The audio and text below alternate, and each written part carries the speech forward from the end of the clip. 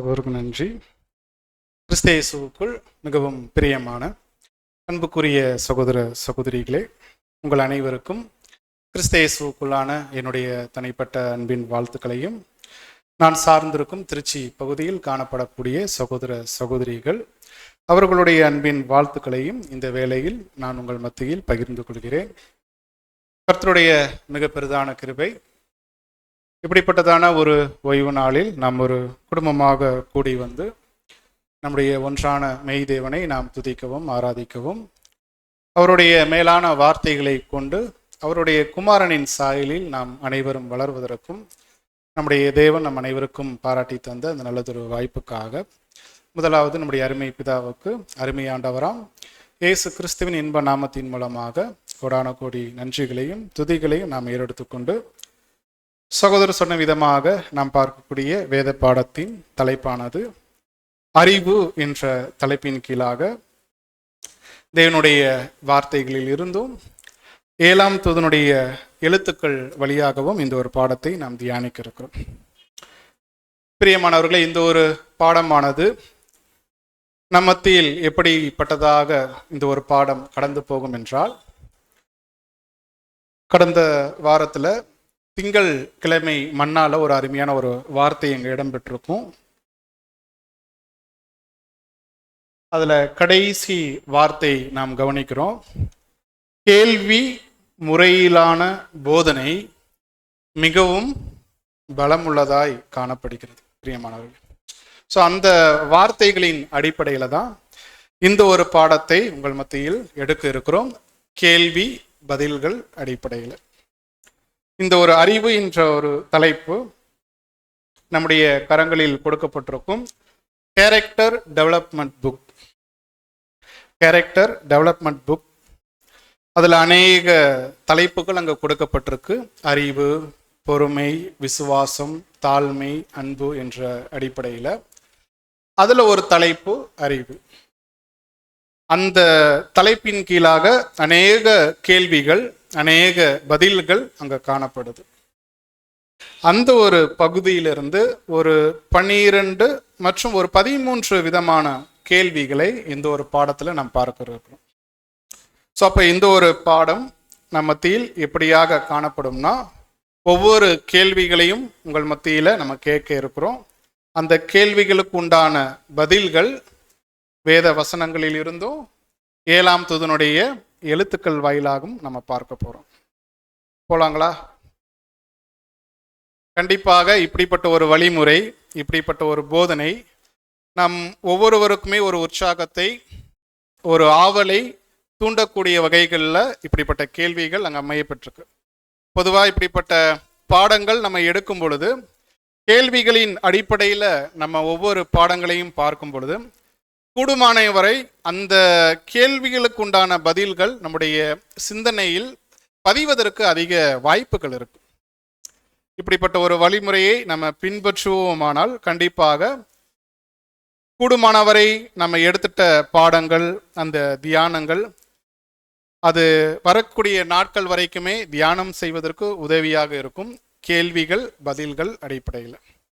So அப்படிப்பட்ட வகையில் ஒரு 13 வகையான கேள்விகள் நாம் பார்க்க இருக்கிறோம். அதில் முதலாவது கேள்வி நம்ம கடந்து போகலாம். முதலாவது கேள்வி, அறிவின் முக்கியத்துவம் என்ன? முதலாவது கேள்வி, அறிவின் முக்கியத்துவம் என்ன? ஸோ இந்த ஒரு கேள்வியை நம்ம பார்ப்பதற்கு முன்பதாக அதற்கு ஒரு கிளை தலைப்பு அல்லது ஒரு கேள்வி நம்ம கேட்கலாம்னா, முதலாவது அறிவு என்றால் என்ன? அறிவு என்றால் என்ன? இந்த ஒரு கேள்வியை நான் உங்கள் மத்தியில் கேட்டால் நீங்கள் என்ன பதில் கொடுப்பீங்க? வாட் இஸ் நாலேஜ் அப்படின்னா என்ன பதில் கொடுக்கலாம்?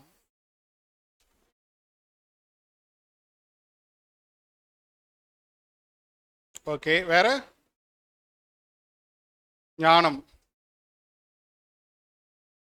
Collection of information. ஓகே, அப்புறம் அண்டர்ஸ்டாண்டிங். வேற பதில்? அவ்வளோதானா? ஓகே, நீங்கள் சொல்லிட்ட பதில்கள் அனைத்தும் நம்ம பார்க்க இருக்கிறோம். முதலாவது, வாட் இஸ் நாலேஜ், அறிவு என்றால் என்ன என்று நாம் பார்க்கும் பொழுது நீங்கள் அந்த வார்த்தைகள் போடலாம். வேதாகமத்தில் சில வார்த்தைகள் அங்கே வருது, பொதுவாக நம்ம பயன்படுத்தக்கூடிய வார்த்தைகளும் இருக்குது. நாலேஜ் எனக்கூடிய ஒரு வார்த்தை காணப்படுது. விஸ்டம் எனக்கூடிய ஒரு வார்த்தை கூட வேதாகமத்தில் காணப்படுது.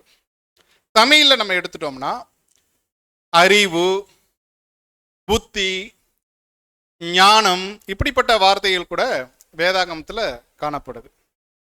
ஸோ அப்போ நாலேஜ், அறிவு என்று சொல்லும் பொழுது அதை நாம் பார்க்கிறோம், சில விஷயங்களை கற்றுக்கொள்கிறோம். Comes from learning. சகோதரி சொன்னது போல இன்ஃபர்மேஷன், சில தகவல்கள் நம்ம பெற்றுக்கொள்கிறோம். அது நல்லதோ கெட்டதோ, இது ஒரு பொதுவான ஒரு பதில். அறிவு என்று சொல்லும் பொழுது ஒரு விஷயத்தை பற்றின காரியங்களை நம்ம கற்றுக்கொள்கிறோம். அதை வந்து நம்முடைய சிந்தனையில் பயிற்றுவிக்கிறோம், தியானிக்கிறோம். இதில் வந்து நம்ம சொல்லக்கூடிய வார்த்தை தான் அறிவு. ஆனால் ஞானம் என்று சொல்லும் பொழுது பெற்றுக்கொண்ட அறிவை நம்முடைய நடைமுறை வாழ்க்கையில் அதை அப்பியாசப்படுத்தும் பொழுது அனுபவங்கள் மூலமாக வருவதுதான் ஞானம். அப்போ அறிவு என்று சொல்லும் பொழுது அது ஒரு ஆரம்பமாக அது காணப்படுது. ஞானம் என்று சொல்லும் பொழுது அது ஒரு முடிவாக அல்லது கடந்து போகக்கூடிய அனுபவங்களில் கிடைக்கக்கூடிய காரியங்களாக அதை நாம் பார்க்க முடியும். இந்த வார்த்தையை நம்ம முதலாவது புரிஞ்சுக்கணும், அறிவு மற்றும் ஞானம். இப்ப வசனத்துக்குள்ள நம்ம போலாம். அறிவினுடைய முக்கியத்துவம் என்ன? நம்முடைய அருமை ஆண்டவர் அவருடைய வாயின் வார்த்தைகள் நாம் வாசிப்போம். மத்தேயு சுவிசேஷம் 4:4. அவர் பிரதியுத்தாரமாக, மனுஷன் அப்பத்தினாலே மாத்திரமல்ல, தேவனுடைய வாயிலிருந்து புறப்படுகிற ஒவ்வொரு வார்த்தையினாலும் பிழைப்பான் என்று எழுதியிருக்கிறதே என்றார். பிரியமானவர்களே, இங்கு நாம் வாசிக்கிறோம் நம்முடைய அருமையாண்டவர் சொல்லக்கூடிய அந்த வார்த்தை, மனுஷன் அப்பத்தினால் மாத்திரமல்ல, தேவனுடைய வாயிலிருந்து புறப்படுகிற ஒவ்வொரு வார்த்தையினாலும் பிழைப்பான். ஸோ இங்கு நாம் பார்க்கும் பொழுது அறிவு என்ற ஒரு வார்த்தையை நாம் எதற்கு பொருத்தி பார்க்கிறோம் என்றால், தேவனுடைய வார்த்தைகள், தேவனுடைய வசனங்கள், வேதாகமம். இப்ப இந்த அறிவினுடைய முக்கியத்துவம் என்ன, சத்தியத்தினுடைய முக்கியத்துவம் என்னவென்றால், நம்முடைய அருமையாண்டவர் இங்க சொல்றாங்க, நீங்களும் நானும் கர்த்தருக்குள்ளாக அந்த பலியினால் உடன்படிக்கை செய்து வாழ்ந்து கொண்டிருக்கிறோம். புது சிருஷ்டிகள் நமக்கு அறிவினுடைய முக்கியத்துவம் என்ன, எந்த அளவுக்கு நாம் வாழக்கூடிய வாழ்க்கையில இந்த அறிவு முக்கியத்துவம் வாய்ந்தது? பதில் அதுதான். பிரியமானவர்களே, நீங்களும் நானும் அல்லது நம் ஒவ்வொருவருக்குள்ளேயும் 2 மனிதர்கள் இருக்கிறாங்க. யார் யாரு? பழைய மனுஷன், புதிய மனுஷன். பழைய மனுஷனை நம்ம சாகடிக்கணும். பழைய மனுஷனை நம்ம சாகடிக்கணும்னா அப்ப புதிய மனுஷனுக்கு என்ன தேவை? பலம், அந்த பலன் வேணும், அந்த ஸ்ட்ரென்த் வேணும். அது எங்க தான் கிடைக்குது? தேவனுடைய வார்த்தைகள். பொதுவாக நம்ம சாப்பிடக்கூடிய மாம்சீக உணவு நம்முடைய மாம்சத்திற்கு ஒரு பலனை கொடுக்குது, வாழ்வதற்குரிய ஒரு ஆதாரமாக காணப்படுது அந்த மாம்சீக உணவு. அதே போல புது சிருஷ்டிகள் இந்த ஒரு பூமியில பழைய மனுஷனை நம்ம மேற்கொள்ளணும்னா நமக்கு எது தேவையா காணப்படுதுன்னா, தேவனுடைய வார்த்தைகள், அறிவு ரொம்ப முக்கியம். நாம் எந்த அளவுக்கு தேவனுடைய வார்த்தைகளை, அறிவை நம்ம பெற்றுக்கொள்றோமோ அந்த அளவுக்கு நம்ம என்ன பண்ணலாம்? பழைய மனுஷனை நம்மால் சாகடிக்க முடியும். புதிய மனுஷன் எந்த அளவுக்கு சத்தியத்தினுடைய அறிவுல பலன் அடைந்து கொண்டே வருகிறாரோ அந்த அளவுக்கு அவர் புஷ்டியாக, பலமுள்ளவராக அவர் ஆகும் பொழுது பழைய மனுஷனை அவர் எளிமையாக மேற்கொள்ள முடியும். இதுதான் முதல் கேள்வி, புது சிருஷ்டிகளுக்கு இந்த அறிவினுடைய முக்கியத்துவம். இதை பற்றி நம்முடைய 7ஆம் தூதனுடைய எழுத்துக்கள்ல சில வார்த்தைகள் நீங்க வாசிக்கலாம். அப்பம் என்ற வார்த்தை. அப்பம் என்ற வார்த்தை பொதுவாக உணவுக்கு பயன்படுத்தப்படுகிறது. ஏனெனில் அது பசியை போக்கி, பலத்தை கொடுத்து, வளர்ச்சியை ஊக்குவித்து, தொடர்ந்து ஜீவனை தக்க வைக்கக்கூடியதாக இருக்கிறது. தேவன் அவருடைய ஜனங்கள் பலப்பட்டு வளர்ச்சியடைந்து பரலோகவாசிகளாக நித்திய ஜீவனை பெறுவதற்கு தேவன் ஏற்படுத்தின அவருடைய வார்த்தைகளை நம்முடைய ஆண்டவர் அப்பத்தை அடையாளமாக சொல்வது மிகவும் பொருத்தமாக இருக்கிறது. தெய்வீக சத்தியமானது ஆவிக்குரிய உணவை அடையாளப்படுத்துகிறது. பிரியமானவர்களே, அப்ப நாம் கவனிக்கிறோம், ஒரு புது சிருஷ்டிகளுக்கு தேவனுடைய வார்த்தைகள் அல்லது அறிவு எந்த அளவுக்கு முக்கியத்துவம் வாய்ந்ததாக அது காணப்படுதுன்னா, பழைய மனுஷனை நம்ம மேற்கொள்ளணும்னா நம்ம ஒவ்வொரு நாளும் தேவனுடைய ஆகாரங்களை புசிக்கணும். ஒருவேளை நாம் ஒவ்வொருவரும் நம்முடைய வாழ்க்கையை சீர்தூக்கி பார்க்கும் பொழுது நமக்குள் பழைய மனுஷனை நம்ம ஏன் மேற்கொள்ள முடியல, ஒருவேளை நமக்கு நாமே கேள்வி கேட்டுட்டோம்னா அதற்கு ஒரு பதில் இதுவாகத்தான் காணப்படும். தேவனுடைய வார்த்தைகளுக்கு, தேவனுடைய சத்தியத்தினுடைய இந்த அறிவுக்கு அதிகமாக நம்முடைய தனிப்பட்ட வாழ்க்கையில முக்கியத்துவம் கொடுத்திருக்க மாட்டோம். அதனுடைய விளைவு தான் பழைய மனுஷன் அடிக்கடி நம்மை மேற்கொள்வதற்கு காரணமாக அது அமையுது. அப்ப ஒரு புது சிருஷ்டி அல்லது சகோதர சகோதரிகள் எந்த அளவுக்கு தேவனுடைய வார்த்தைகளுக்கு அவர்கள் ஒவ்வொரு நாளும் முக்கியத்துவம் கொடுக்கிறார்களோ அந்த அளவுக்கு அவர்களுக்குள்ள புதிய சிருஷ்டி பலமடையும். புதிய சிருஷ்டிகள் பலமடைய பழைய மனுஷனை மேற்கொள்வதற்கு அது உதவியாக இருக்கும். பழைய ஏற்பாட்டில் ஒரு அருமையான ஒரு வசனம், நம்முடைய தேவன் ஒரு எச்சரிப்பான ஒரு வசனத்தை மாம்சீக இஸ்ரேலை பார்த்து அவர் பேசியிருக்கிறாங்க. வாசிக்கலாம் நீங்க. ஓசியா 4:5-6 வசனம். ஓசியா 4ஆம் அதிகாரம் 5ஆம் வசனம். ஆகையால் நீ பகலிலே இடறி விழுவாய், இரவிலே உன்னோட கூட தீர்க்கதரிசியும் இடறி விழுவான். உன் தாயை நான் சங்காரம் பண்ணுவேன். என் ஜனங்கள் அறிவில்லாமையினால் சங்காரமாகிறார்கள். நீ அறிவை வெறுத்தாய், ஆகையால் நீ என் ஆசாரியனா இராதபடிக்கு நானும் உன்னை வெறுத்து விடுவேன். நீ உன் தேவனுடைய வேதத்தை மறந்தாய், ஆகையால் நானும் உன் பிள்ளைகளை மறந்து விடுவேன். ரொம்ப அருமையான ஒரு எச்சரிப்பான ஒரு வசனம் இது. மாம்சீக இஸ்ரேல் ஜனங்களுக்கு இந்த வசனம் பொருந்தினாலும் கடைசி நாட்களில் வாழக்கூடிய நமக்கும் இது பொருந்தக்கூடியதாக இருக்குது. என் ஜனங்கள் அறிவில்லாமையினால் சங்காரம் ஆகிறார்கள். நீ அறிவை வெறுத்தாய், ஆகையால் நீ என் ஆசாரியனா இராதபடிக்கு நானும் உன்னை வெறுத்து விடுவேன். நீ உன் தேவனுடைய வேதத்தை மறந்தாய், ஆகையால் நானும் உன் பிள்ளைகளை. பாருங்க எந்த அளவுக்கு ஒரு எச்சரிப்பு தரக்கூடிய ஒரு வசனம். சுவிசேஷ யுகத்தில் வாழக்கூடிய நாமும் நம்முடைய அனுதின வாழ்க்கையில தேவனுடைய வார்த்தைகளை படிப்பதில், கேட்பதில் முக்கியத்துவம் கொடுக்கிறோமா? ஒருவேளை அதை நாம் வெறுக்கிறோம் என்றால் தேவனும் நம்மை வெறுப்பாங்க. இதை நம்ம மேலுமாக ஒரு புகைப்படம் நம்ம பார்க்கலாம், ஒரு பிக்சர். அறிவினுடைய முக்கியத்துவம் என்ன பாருங்க. அந்த மனுஷன் குறிக்கிறாரு ஒரு புதிய மனுஷன். அவருடைய கையில் இருக்கக்கூடிய அந்த வெளிச்சம் தேவனுடைய வார்த்தைகள், சத்தியம். அவரை சுற்றில என்னதான் இருக்குன்னா இருள் தான் இருக்கு. வசனம் நம்ம வாசிக்கிறோம் பாருங்க. இந்த பூமியை காரிருள் மூடி இருக்கு. ஜனங்கள் அறியாமை, கள்ள போதனைகள், சாத்தானுடைய வஞ்சனைகள், இப்படிப்பட்ட காரியங்களால சூழ்ந்து கொண்டிருக்கிறாங்க. இப்படிப்பட்ட பூமியில தான் நீங்களும் நானும் வாழ்ந்து கொண்டிருக்கிறோம், அந்தகார இருள் மத்தியில. ஆனா நம்முடைய கைகள்ல ஒரு விளக்கு மாத்திரம் எரிந்து கொண்டு இருக்குது.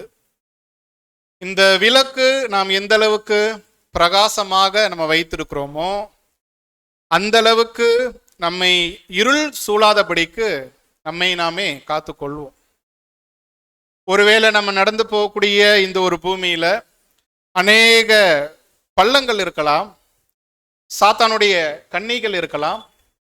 அப்படி காணப்படும் பட்சத்துல நமக்குள் அந்த ஒரு விளக்கு இருந்தால் மாத்திரமே, நமக்குள் அந்த ஒரு வெளிச்சம் இருந்தால் மாத்திரமே நாம் அதில் சாத்தானுடைய கண்ணிகளில் விழுந்து விடாதபடிக்கு கவனமாக நடப்பதற்கு ஏதுவாக இருக்கும்.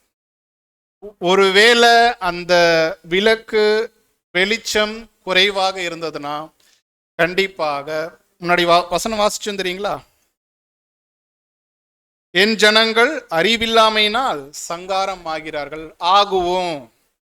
இந்த இருளான பூமியில நாம் எந்த அளவுக்கு தேவனுடைய வெளிச்சத்தை, சத்தியத்தை, அறிவை மறக்கிறோமோ, உதாசீனப்படுத்துறோமோ, அந்த அளவுக்கு நாம் இடறி விழுவதற்கு வாய்ப்புகள் இருக்கு. அப்ப உங்களுக்கு புரிய வந்திருக்கும் அறிவினுடைய முக்கியத்துவம் என்ன. நம்முடைய வாழ்க்கையில இந்த சுவிசேஷ யுகத்துல ஒவ்வொரு நாளும் நாம் தேவனுடைய வசனங்களை படிப்பதிலும் கேட்பதிலும் முன்னுரிமை, முக்கியத்துவம் கொடுக்கிறோமா? இது முதலாவது கேள்வி. அடுத்த இரண்டாவது கேள்வி நம்ம கடந்து போகலாம். இரண்டாவது கேள்வி, அறிவை பெறக்கூடிய வழிகள் என்னென்ன? இது பொதுவான கேள்வி. ஒரு மனிதன் இந்த பூமியில அறிவை பெற்றுக்கொள்வதற்கு என்னென்ன வழிகள் இருக்கு? இது பொதுவாக நம்ம அடிப்படை வகுப்புகளை படித்திருக்கிறோம்.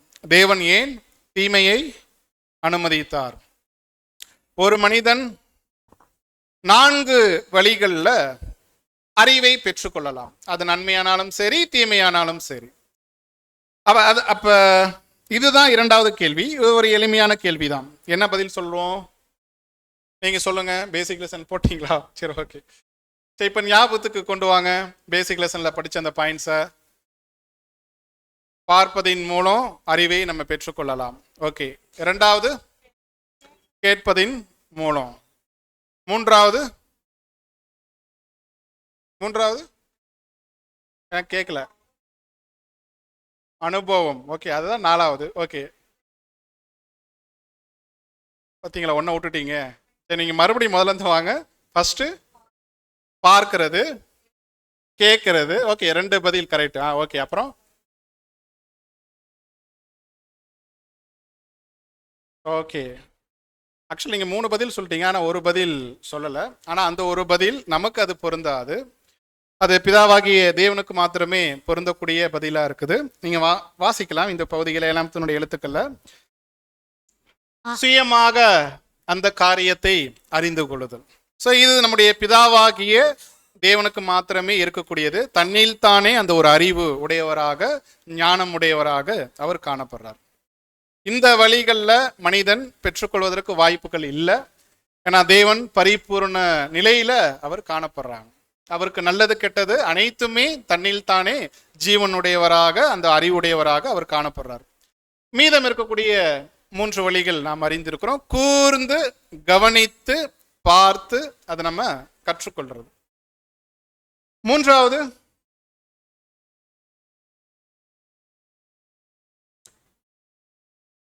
தக்க ஆதாரத்தை வைத்து முழுமையாக உண்மை என்று ஏற்றுக்கொள்றது. சில விஷயங்கள் காதுகள் வழியாக வரும் பொழுது 2 அல்லது 3 சாட்சிகள் வைத்து, தக்க ஆதாரத்தை வைத்து கேட்டலின் மூலம் சில விஷயங்களை ஒத்துக்கொள்றது அல்லது புரிந்து கொள்றது. இது 3வது காரியம். 4வது நாம் பார்க்கிறோம், இதுதான் தேவன் அனுமதித்திருக்கிறாங்க இந்த பூமியில தீமையை கற்றுக்கொள்வதற்கான ஒரு அருமையான ஒரு வழி, அனுபவம். ஸோ அனுபவத்தின் மூலம் ஒரு விஷயத்தை நம்ம கற்றுக்கொள்ளும் பொழுது கண்டிப்பாக அது ஒரு மனுஷனுக்கு பிரயோஜனமாக அது காணப்படுது. இது கவனம் கொடுக்கணும். ஒருவேளை இப்போ நம்முடைய ஐக்கியங்களை எடுத்துக்கலாம். நம்முடைய ஐக்கியங்களில் அறிவை பெற்றுக்கொள்வதற்கு வழிகள் அநேகம் இருக்கலாம். சில விஷயங்களை படிப்பதன் மூலமாக அறிவை நம்ம பெற்றுக்கொள்ளலாம். சில விஷயங்களை, சத்தியங்களை கேட்பதன் மூலமாக அறிவை பெற்றுக்கொள்ளலாம். ஆனால் அனுபவத்தின் மூலமாக நம்முடைய ஐக்கியத்தில் அல்லது ஒரு சபையில் மூத்த சகோதரர்கள் அல்லது மூத்த சகோதரிகள் என்று இருப்பாங்க. ஸோ அவர்களுடைய ஆலோசனை கூட சில நேரங்களில் விலை மதிப்புள்ளதாக காணப்படுது. ஏன்னா அவர்கள் சொல்லக்கூடிய ஆலோசனைகள், அவர்கள் சொல்லக்கூடிய புத்திமதிகள், பெற்றுக்கொண்ட சத்தியம், அந்த பெற்றுக்கொண்ட சத்தியத்தின் மூலம் அவர்கள் பெற்றுக்கொண்ட அனுபவம், இதன் மூலமாக ஒரு சகோதரனுக்கு சொல்லக்கூடிய, சகோதரிக்கு சொல்லக்கூடிய அந்த அறிவுரைகள், புத்திமதிகள், அது விலையேற பெற்றது. கவனம் கொடுக்கணும். இது ஒரு எளிமையான ஒரு விஷயம் நம்ம முன்வைக்கிறோம். இப்படியெல்லாம் அறிவை நம்ம பெற்றுக்கொள்வதற்கு வாய்ப்புகள், வழிகள் இருக்கு. 3வது கேள்வி நம்ம கடந்து போகலாம். பாவம் செய்வதற்கு முன் தீமையின் அறிவை ஆதாம் எந்த வழிகளில் பெற்றிருந்தார்? கேள்வி நன்கு புரிஞ்சுக்கோங்க. பாவம் செய்வதற்கு முன்னாடி ஆதாம் தீமையின் அறிவை பெற்றிருந்தாரா? ஆமாவா இல்லையா? இல்லை. அப்படிதான் நம்ம சொல்ல தோணுது. ஆனா பதில் ஆமாம், பெற்றிருந்தார். எப்படி? கொஞ்சம் யோசிச்சு பதில் சொல்லுங்க. ஏன்னா கடந்த முறை தான் பதில் சொன்னோம். ஆமா, நன்றி. தேவன் சொல்லிட்டாங்க ஆதாம பார்த்து, நீங்க சகல விருட்சத்தின் கனிகளை சாப்பிடலாம், புசிக்கலாம். ஆனால் அந்த நன்மை தீமை அறியத்தக்க அந்த ஒரு கனியை மாத்திரம் நீங்க என்ன பண்ணாதீங்க, சாப்பிடாதீங்க. சாப்பிட்டீங்கன்னா உங்களுக்கு என்ன வரும்? மரணம் வரும். இந்த அறிவை ஆதாம் காதுகள் வழியாக பெற்றிருந்தார். ஆதாம் பின்பு ஏவாள் உண்டானதுக்கு அப்புறம் அவர் ஏவாளிடம் இந்த வார்த்தைகளை சொன்னார். இதற்கு நம்முடைய 7ஆம் பதில்கள் நாம் பார்க்கிறோம். வாசிங்க. தீமையை பற்றிய அறிவை ஆதாம் முன்னதாகவே பெற்றிருந்தார். ஆனால் அதை பரிசோதித்து பார்க்காதபடிக்கு அவர் பெற்றிருந்த ஞானம் அவரை தடுக்கவில்லை. பிதாவாகிய தேவன் தங்களை சிருஷ்டித்தவர் என்பதையும், தேவனுக்கு மட்டுமே அவர்களை வழிநடத்தவும் கட்டுப்படுத்தவும் அதிகாரம் உண்டு என்பதையும் ஆதாமும் ஏவாளும் அறிந்திருந்தார்கள். மேலும் நீங்கள் புசிக்கும் நாளிலே சாகவே சாவீர்கள் என்று தேவன் நன்மை தீமையின் விருட்சத்தை குறித்து எச்சரித்திருந்தார். ஆகவே இந்த அனுபவத்தை அவர்கள் பெறவில்லை. தேவன் சொல்லிய வார்த்தைகளை மட்டுமே அவர்கள் கேட்டுக்கொண்டார்கள். அவர்களுடைய அன்பான சிருஷ்டிகரின் அன்பையும் கவனமான பராமரிப்பை பற்றியும் அவர்கள் மீறினால் வரும் அபாயத்தையும் குறித்து அவர்கள் உணராதிருந்தார்கள். எனவே தேவன் ஞானமாக அனுமதித்த சோதனைக்கு இவர்கள் உட்பட்டார்கள். இறுதியில் அவருடைய ஞானம் கண்டறியப்பட்டது. ஆமாம் பிரியமானவர்களே, அப்ப தீமை செய்வதற்கு, அது மன்னிக்கும், பாவம் செய்வதற்கு முன் ஆதாம் அந்த தீமையின் அறிவை பெற்றிருந்தாரா அப்படின்னு கேட்டுட்டீங்கன்னா, ஆமாம் பெற்றிருந்தாரு. தேவன் சொன்ன வார்த்தைகளை ஆதாம் கேட்டுக்கொண்டாரு. ஆதாம் ஏவாளிடம் அந்த வார்த்தைகளை சொன்னார். ஆனால் அதை பரிசோதித்து பார்க்காதபடிக்கு அந்த ஞானம் அது தடுக்கல. ஞானம்னா என்னன்னு நம்ம பதில் முன்னாடியே பார்த்துட்டோம். அனுபவத்தின் மூலமாக பெற்றுக்கொள்வது. இன்ஃபர்மேஷன், தகவல்களை ஆதாம் காதுகள் வழியாக அவர் பெற்றுக்கொண்டாரு. ஆனா இந்த மரணம் என்பது எப்படி இருக்கும்? அனுபவம் இல்லை. உணர்ந்தாரு. இறுதியில் அவருடைய ஞானம் கண்டறியப்பட்டது. யாருடைய ஞானம்? தேவனுடைய ஞானம் என்ன? தேவன் சொன்ன அந்த மரணம் என்பதற்கான பலன் என்ன? அதனுடைய வலி என்ன? அதனுடைய வேதனை என்ன? தேவனுடைய ஞானம் இறுதியில் ஆதாமும் ஏவாளும் உணர்ந்து கொண்டான். பிரியமானவர்களே, இது ஒரு எளிமையான கேள்விகள் தான். இதுவரைக்கும் நம்ம பார்த்த கேள்விகள் எளிமையான கேள்விகள் தான். இனி நம்ம பார்க்கக்கூடிய ஒரு 10 கேள்விகள் நம்முடைய அர்ப்பணிப்பின் வாழ்க்கைக்கு ரொம்ப உதவிகரமாக காணப்படக்கூடிய கேள்விகளை நம்ம அடுத்து 10 கேள்வியில பார்க்க இருக்கிறோம். அதுல முதலாவது கேள்வியாக, அறிவு மனிதனுக்கு தேவன் கொடுத்த முதல் பரிசாக இருப்பது எப்படி? முதல் இந்த ஒரு அர்ப்பணிப்பின் வாழ்க்கைக்குள்ள ஒருவர் கடந்து வரும் பொழுது தேவன் அவருக்கு கொடுத்துட்ட முதல் பரிசு என்னவென்றால் அறிவு. வசனம் நீங்க வாசிக்கலாம். 1 கொரிந்தியர் 1:21. உலகமானது சுய ஞானத்தினாலே தேவனை அறியாதிருக்கையில் பைத்தியமாக தோன்றுகிற பிரசங்கத்தினாலே விசுவாசிகளை ரட்சிக்க தேவனுக்கு பிரியமாயிற்று என்று பவுல் கூறுகிறார். ஆமாம் பிரியமானவர்களே, இங்க நாம் பார்க்கிறோம், உலகமானது சுய ஞானத்தினாலே தேவனை அறியாதிருக்கையில் பைத்தியமாய் தோன்றுகிற பிரசங்கத்தினாலே விசுவாசிகளை ரட்சிக்க தேவனுக்கு பிரியமாயிற்று. அப்படித்தானே ஆரம்பத்தில் நம்முடைய அனுபவங்கள் நம்ம பார்க்கும் பொழுது ஃபாலோ கிளாஸ்ல அடிப்படை வேதாகம வகுப்புகள்ல வந்து உட்கார்ந்தோம். தேவன் கொடுத்துட்ட முதல் அறிவு என்னங்க? முதல் பாடம் என்னங்க? வேதத்தை எப்படி நம்ம படித்து புரிந்து கொள்வது? அதுல என்ன திறவுகோள்கள் அங்க காணப்படுது? அப்படியே ஒவ்வொரு கிளாஸ் வந்தோம், ஈடுபலி, தேவனுடைய தெய்வீக திட்டம், இப்படியே கேட்கும் பொழுது நமக்கு அருகாமையில் காணப்பட்ட சகோதர சகோதரிகள் அவர்களுடைய நிலை எப்படி இருந்திருக்கும்? இது கள்ள போதனை, இது துரு உபதேசம், இவங்க அந்தி கிறிஸ்து, இது ஒரு பைத்தியமான ஒரு உபதேசம் சொன்னாங்களா இல்லைங்களா? சொல்லிட்ட அவர்களுக்கு அது பைத்தியமான ஒரு உபதேசமாக தோன்றது. ஆனால் நமக்கு பாருங்க, நம்முடைய வாழ்க்கை ரட்சிப்பதற்கு உதவியாக இப்படிப்பட்ட உபதேசங்கள் அங்கு காணப்படுது. இதை பற்றி நீங்க மேலுமாக 7 எழுத்துக்கள்ல அது அநேகம் இருக்கு. சில வார்த்தைகள் மாத்திரம் நான் சொல்லுகிறேன், நீங்க நோட் பண்ணிக்கோங்க. முதலாவது ஒரு விஷயம் சொல்றாரு, மனிதனுக்கு தேவன் கொடுத்த முதல் பரிசு அறிவு. எப்படின்னா, இந்த விஷயங்கள் நம்ம அடிப்படை வேதாகம வகுப்புகள்ல இருந்து நம்ம கற்றுக்கொண்டிருக்கிறோம். முதலாவது ஒரு மனுஷன் தேவனுடைய வார்த்தைகளை, உபதேசங்களை, தெய்வீக திட்டத்தை அவர் கேட்கும் பொழுது, படிக்கும் பொழுது அவர் முதலாவது புரிந்து கொள்ளணும், தேவன் எப்படி முதலாவது ஆதாமையும் ஏவாளையும் சிருஷ்டித்தாங்க, எந்த நிலையில அவர்கள் சிருஷ்டிக்கப்பட்டாங்க. பரிபூர்ணர்களாக சிருஷ்டிக்கப்பட்ட மனிதர்கள் அந்த ஒரு பூர்ண நிலையிலிருந்து அவர்கள் விழுந்து போனாங்க. இது நமக்கு ஆரம்பத்துல இந்த பாடங்கள்லாம் கேட்கும்போது ரொம்ப ஆச்சரியம். ஈடுபலியெல்லாம் கேட்கும் பொழுது நம்மை காட்டிலும் அதிக ஞானம், ஆரோக்கியம், வல்லமையோடு சிருஷ்டிக்கப்பட்ட மனிதர்களாக ஆதாமும் ஏவாளும் இருந்தாங்க. ஆனா அந்த ஒரு பரிபூர்ண நிலையில் காணப்பட்ட மனிதர்கள் தேவனுடைய வார்த்தைக்கு கீழ்ப்படியாமை நிமித்தம் இந்த ஒரு பாவ நிலையில, அந்த பாவத்தின் சம்பளமான ஒரு மரணம் நம்ம மத்தியில காணப்படும். இந்த அறிவு ரொம்ப முக்கியம். இதை நம்ம அடிப்படை வகுப்புகள்ல நம்ம பார்க்கிறோம். இது தேவன் கொடுத்துட்ட ஒரு அருமையான ஒரு பரிசு.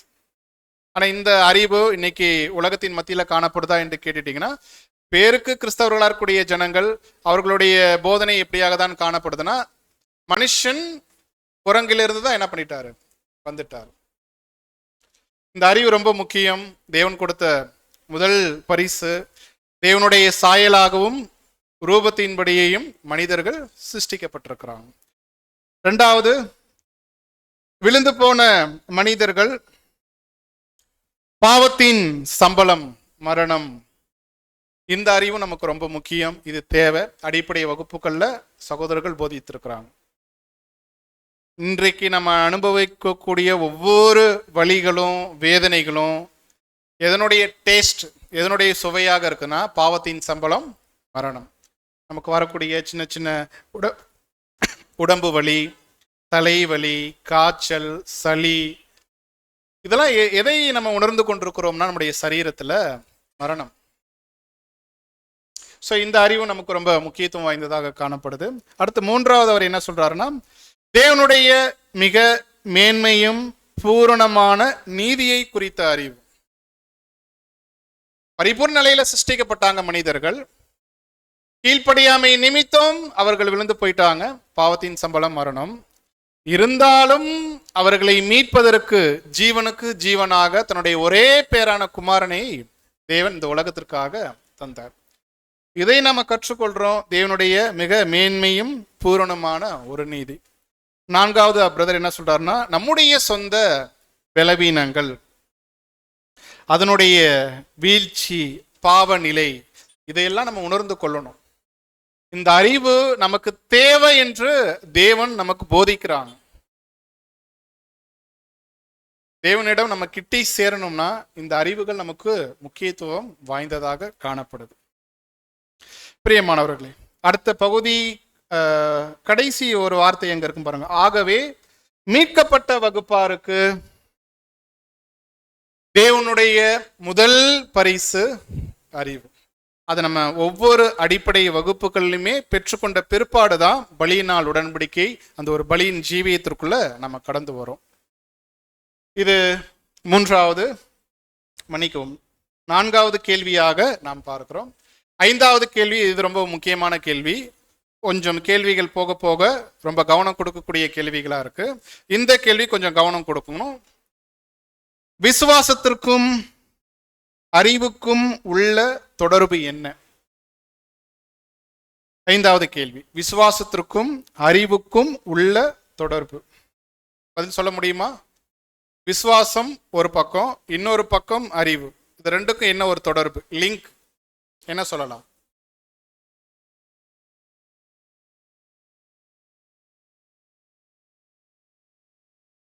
காணாததை விசுவாசிக்கிறோம்.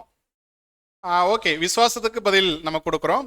விசுவாசத்திற்கும் அறிவுக்கும் என்ன லிங்க், தொடர்பு? ஒரு வசனம் இருக்கு.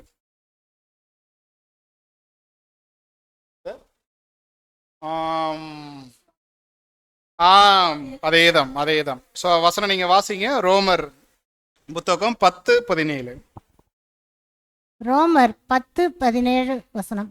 ஆதலால் விசுவாசம் கேள்வியினாலே கேட்டல் வரும், கேள்வி தேவனுடைய வசனத்தினால் வரும். பிரியமானவர்களை, இங்க நாம் பார்க்கிறோம் விசுவாசத்திற்கும் அறிவுக்கும் என்ன சம்பந்தம், என்ன தொடர்பு. ரொம்ப ஒரு முக்கியமான ஒரு வசனம். ஆதலால் விசுவாசம் கேள்வியினாலே, அந்த இடத்துல நம்ம வரக்கூடிய வார்த்தைகள் நமக்கு தெரியும். கொஸ்டின் எனக்குடைய வார்த்தை எங்க வருதுல, ஹியர்ட் கேட்டல், கேட்கிறோம். விசுவாசம் ஒரு மனிதனுக்குள்ள எப்படி வரும்? தேவனுடைய வார்த்தைய, அந்த அறிவை அவர் கேட்கிறாரு பாருங்க. அதை நம்முடைய அருமையாண்டவர் சொல்லிட்டார், காதுள்ளவன் கேட்க கடவன். யாருக்கெல்லாம் அந்த கேட்கக்கூடிய காதுகள் இருக்குதோ, தேவனுடைய சத்தியத்தை, ஒரு அறிவை அவர் பெற்றுக்கொள்ளும் பொழுது அவருக்குள்ள என்ன வருதுங்க? விசுவாசம் வருது. அதுதான் விசுவாசம் அறிவு, ஒரு லிங்க், ஒரு தொடர்பு. இதை பற்றி நீங்க 7ஆம் எழுத்துக்கள்ல நீங்க வாசிக்கலாம்.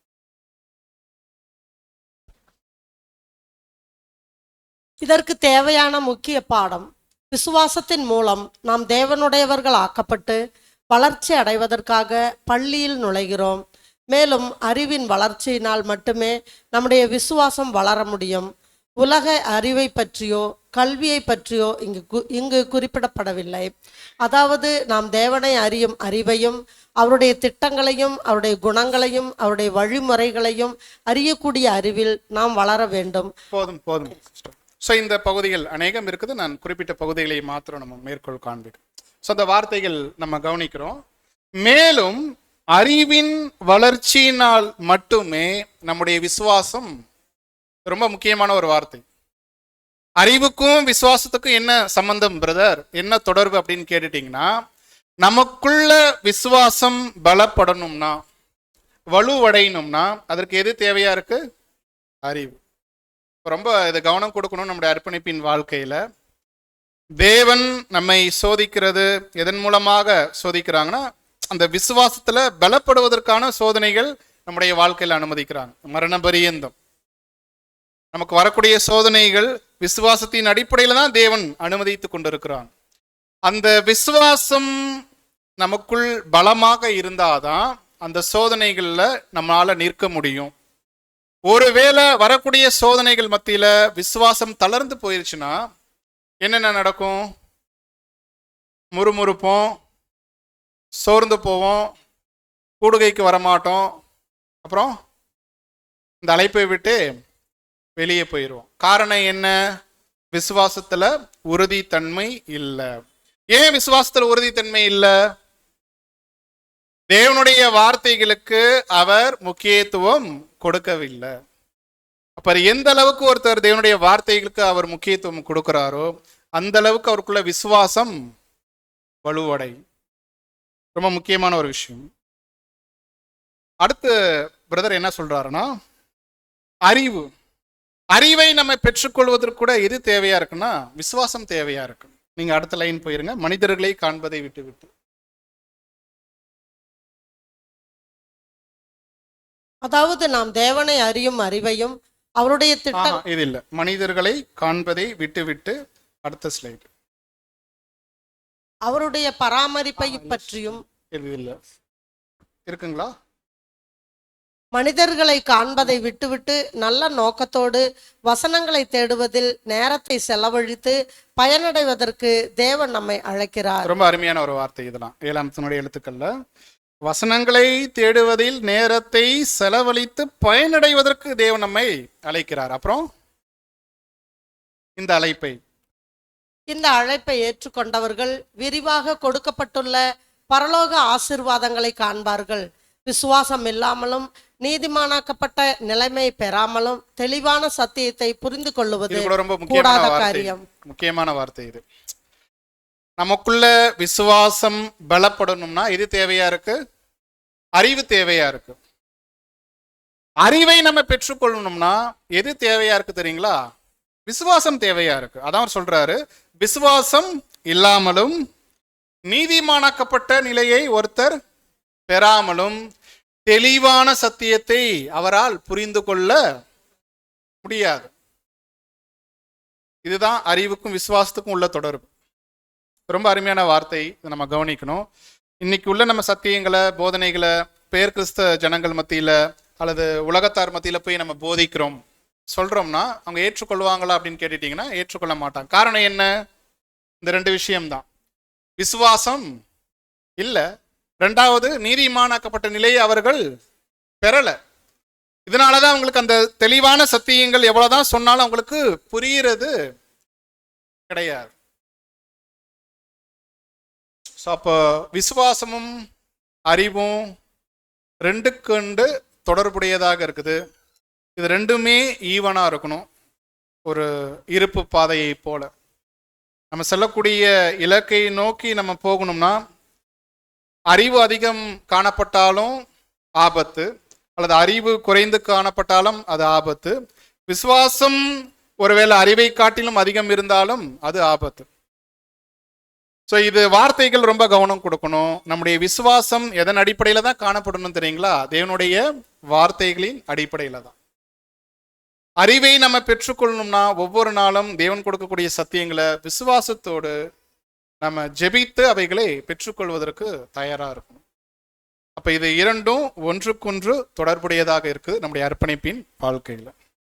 அடுத்து 6வது கேள்விக்கு நம்ம கடந்து போகலாம். 6வது கேள்வி சேம், இதே வியூ தான், இதே ஒரு பார்வை தான். அன்பு. அறிவுக்கும் அன்புக்கும் உள்ள தொடர்பு என்ன?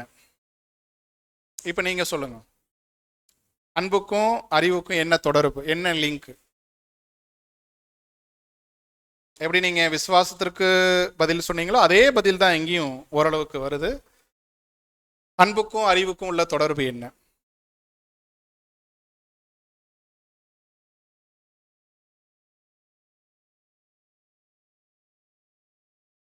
சரி, ஓகே, நானே சொல்லிடுறேன். பாருங்க, முதலாவது நீங்க அன்பை எடுத்துக்கோங்க. அன்பு நமக்கு தெரியும், வகைகள் தெரியும், அதனுடைய விதங்கள் தெரியும். அது எத்தனை விதங்கள்ல இருக்கு, எத்தனை வகைகள்ல இருக்கு. கடமைக்கான அன்பு என்று சொல்றோம், உடன் இருக்கக்கூடிய சகோதர சகோதரிகள் மீது வைக்கக்கூடிய அன்பு. அப்போ இறுதியாக நம்ம சொல்லும் பொழுது அது சத்துருக்களையும் சிநேகிக்கக்கூடிய ஒரு அன்பு. ஸோ இந்த அன்பு என்று பார்க்கும் பொழுது அநேக கோணங்கள், அநேக வகைகள் இருக்குது. இந்த அன்பு நம்ம எப்படி செலுத்தணும், எப்படி செலுத்தக்கூடாது என்பதற்கு முதலாவது என்ன தேவை?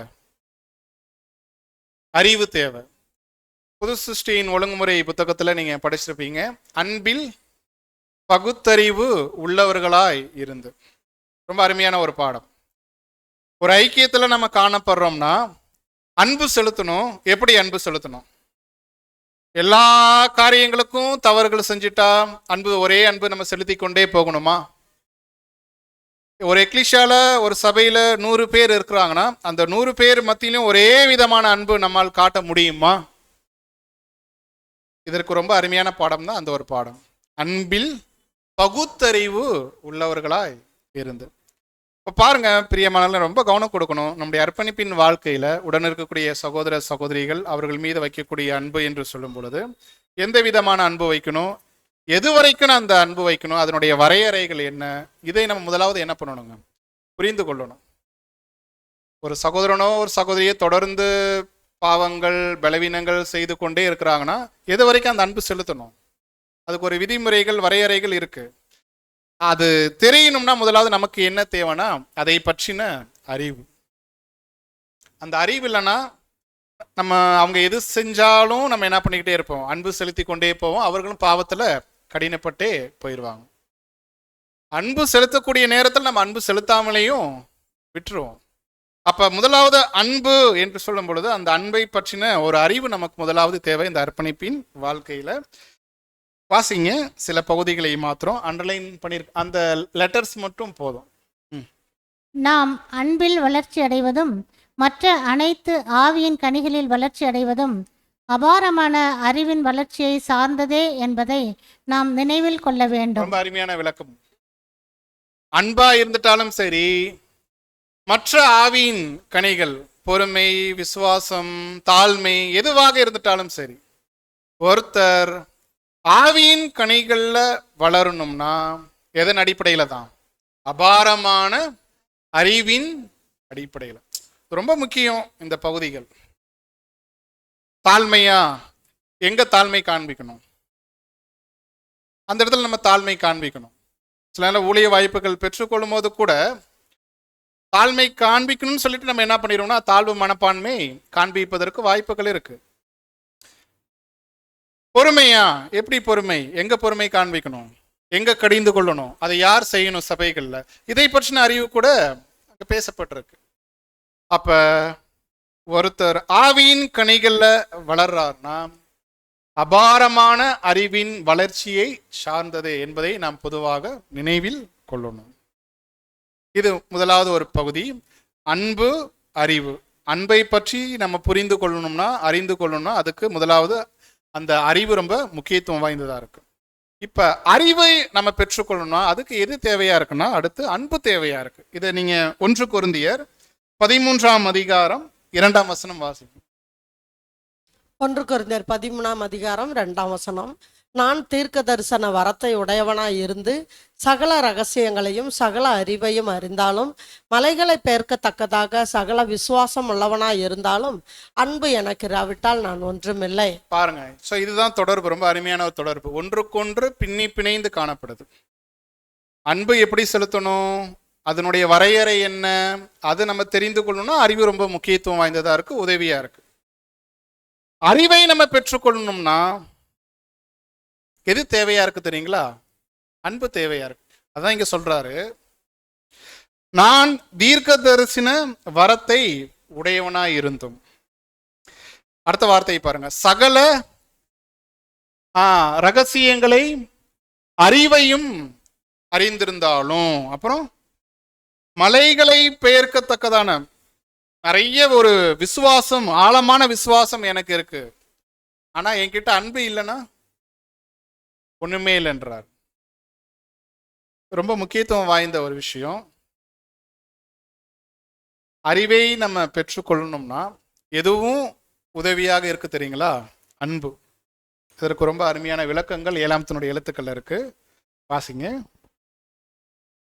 அன்பின் ஆவியை பெறாமல் தேவனுடைய அன்பான குமாரனின் சுவிசேஷத்தை பற்றி வல்லமையோடும் அதிகாரத்தோடும் பேசுவதற்கு யாரும் அனுமதிக்கப்படவில்லை. எப்படி ஸ்ட்ரிக்டா சொல்றாரு பாருங்க. இது உண்மைதான். அன்பின் ஆவியை ஒருத்தர் பெறாமல் தேவனுடைய அன்பான குமாரனின் சுவிசேஷத்தை பற்றி வல்லமையோடும் அதிகாரத்தோடும் பேசுவதற்கு யாருக்குமே அனுமதி இல்லை. ஏன்னா தேவன் நமக்கு கொடுத்துட்ட அந்த ஒரு அறிவு, சத்தியங்கள் அனைத்தும் அவருடைய அன்பின் அடிப்படையில தான் அவர் கொடுத்திருக்கிறார். எனக்கு எல்லாம் தெரியுது, நான் எல்லாம் படிச்சிருக்கிறேன், ஒரு அதிகாரத்தோட நான் பேசினேன்னா பிரயோஜனமே இல்லைன்றார். அப்புறம் அருமையான கட்டுரைகளை உரைக்கும் அநேக மேடை பேச்சாளர்களை நாம் கண்டிருக்கிறோம். சத்தியத்திற்கேற்ற அன்பினால் அவர்கள் பேசாவிட்டால் அவர்களின் பேச்சுகள் விருதாவாகவும் உணர்வற்றதாகவும் காணப்படுகிறது. அவர்கள் அறிவில் அடையக்கூடிய வளர்ச்சியின் அளவில் அவர்களுக்குள் இருக்கும் அன்பும் வளரும். ரொம்ப முக்கியமான வார்த்தைகள். மேடை பேச்சாளர்கள் எப்பொழுதும் அவர்கள் கவனத்தில் கொள்ளக்கூடிய காரியம் அது.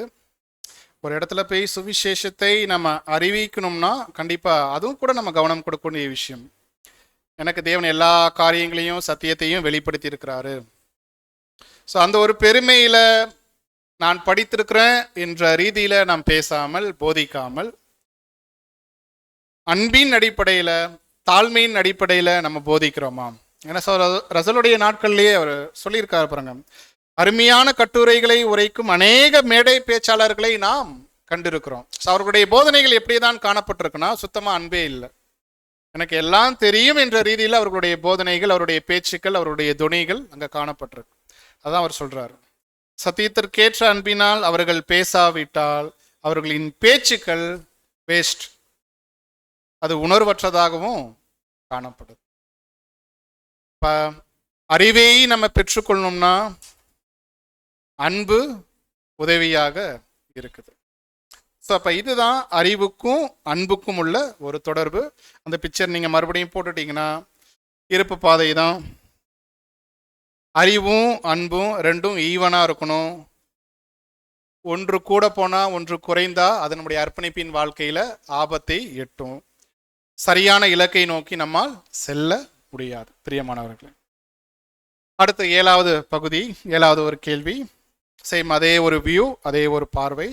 அறிவுக்கும் இப்ப ஜெபத்திற்கும் உள்ள தொடர்பு என்ன? இது ஒரு முக்கியமான ஒரு கேள்வி. விசுவாசம் பார்த்துட்டோம், அன்பு பார்த்துட்டோம், இப்ப ஜெபத்திற்கு என்ன ஒரு தொடர்பு? இப்ப பதில் சொல்லலாமா? அறிவுக்கும் ஜெபத்திற்கும் என்ன ஒரு தொடர்பு சிஸ்டர்?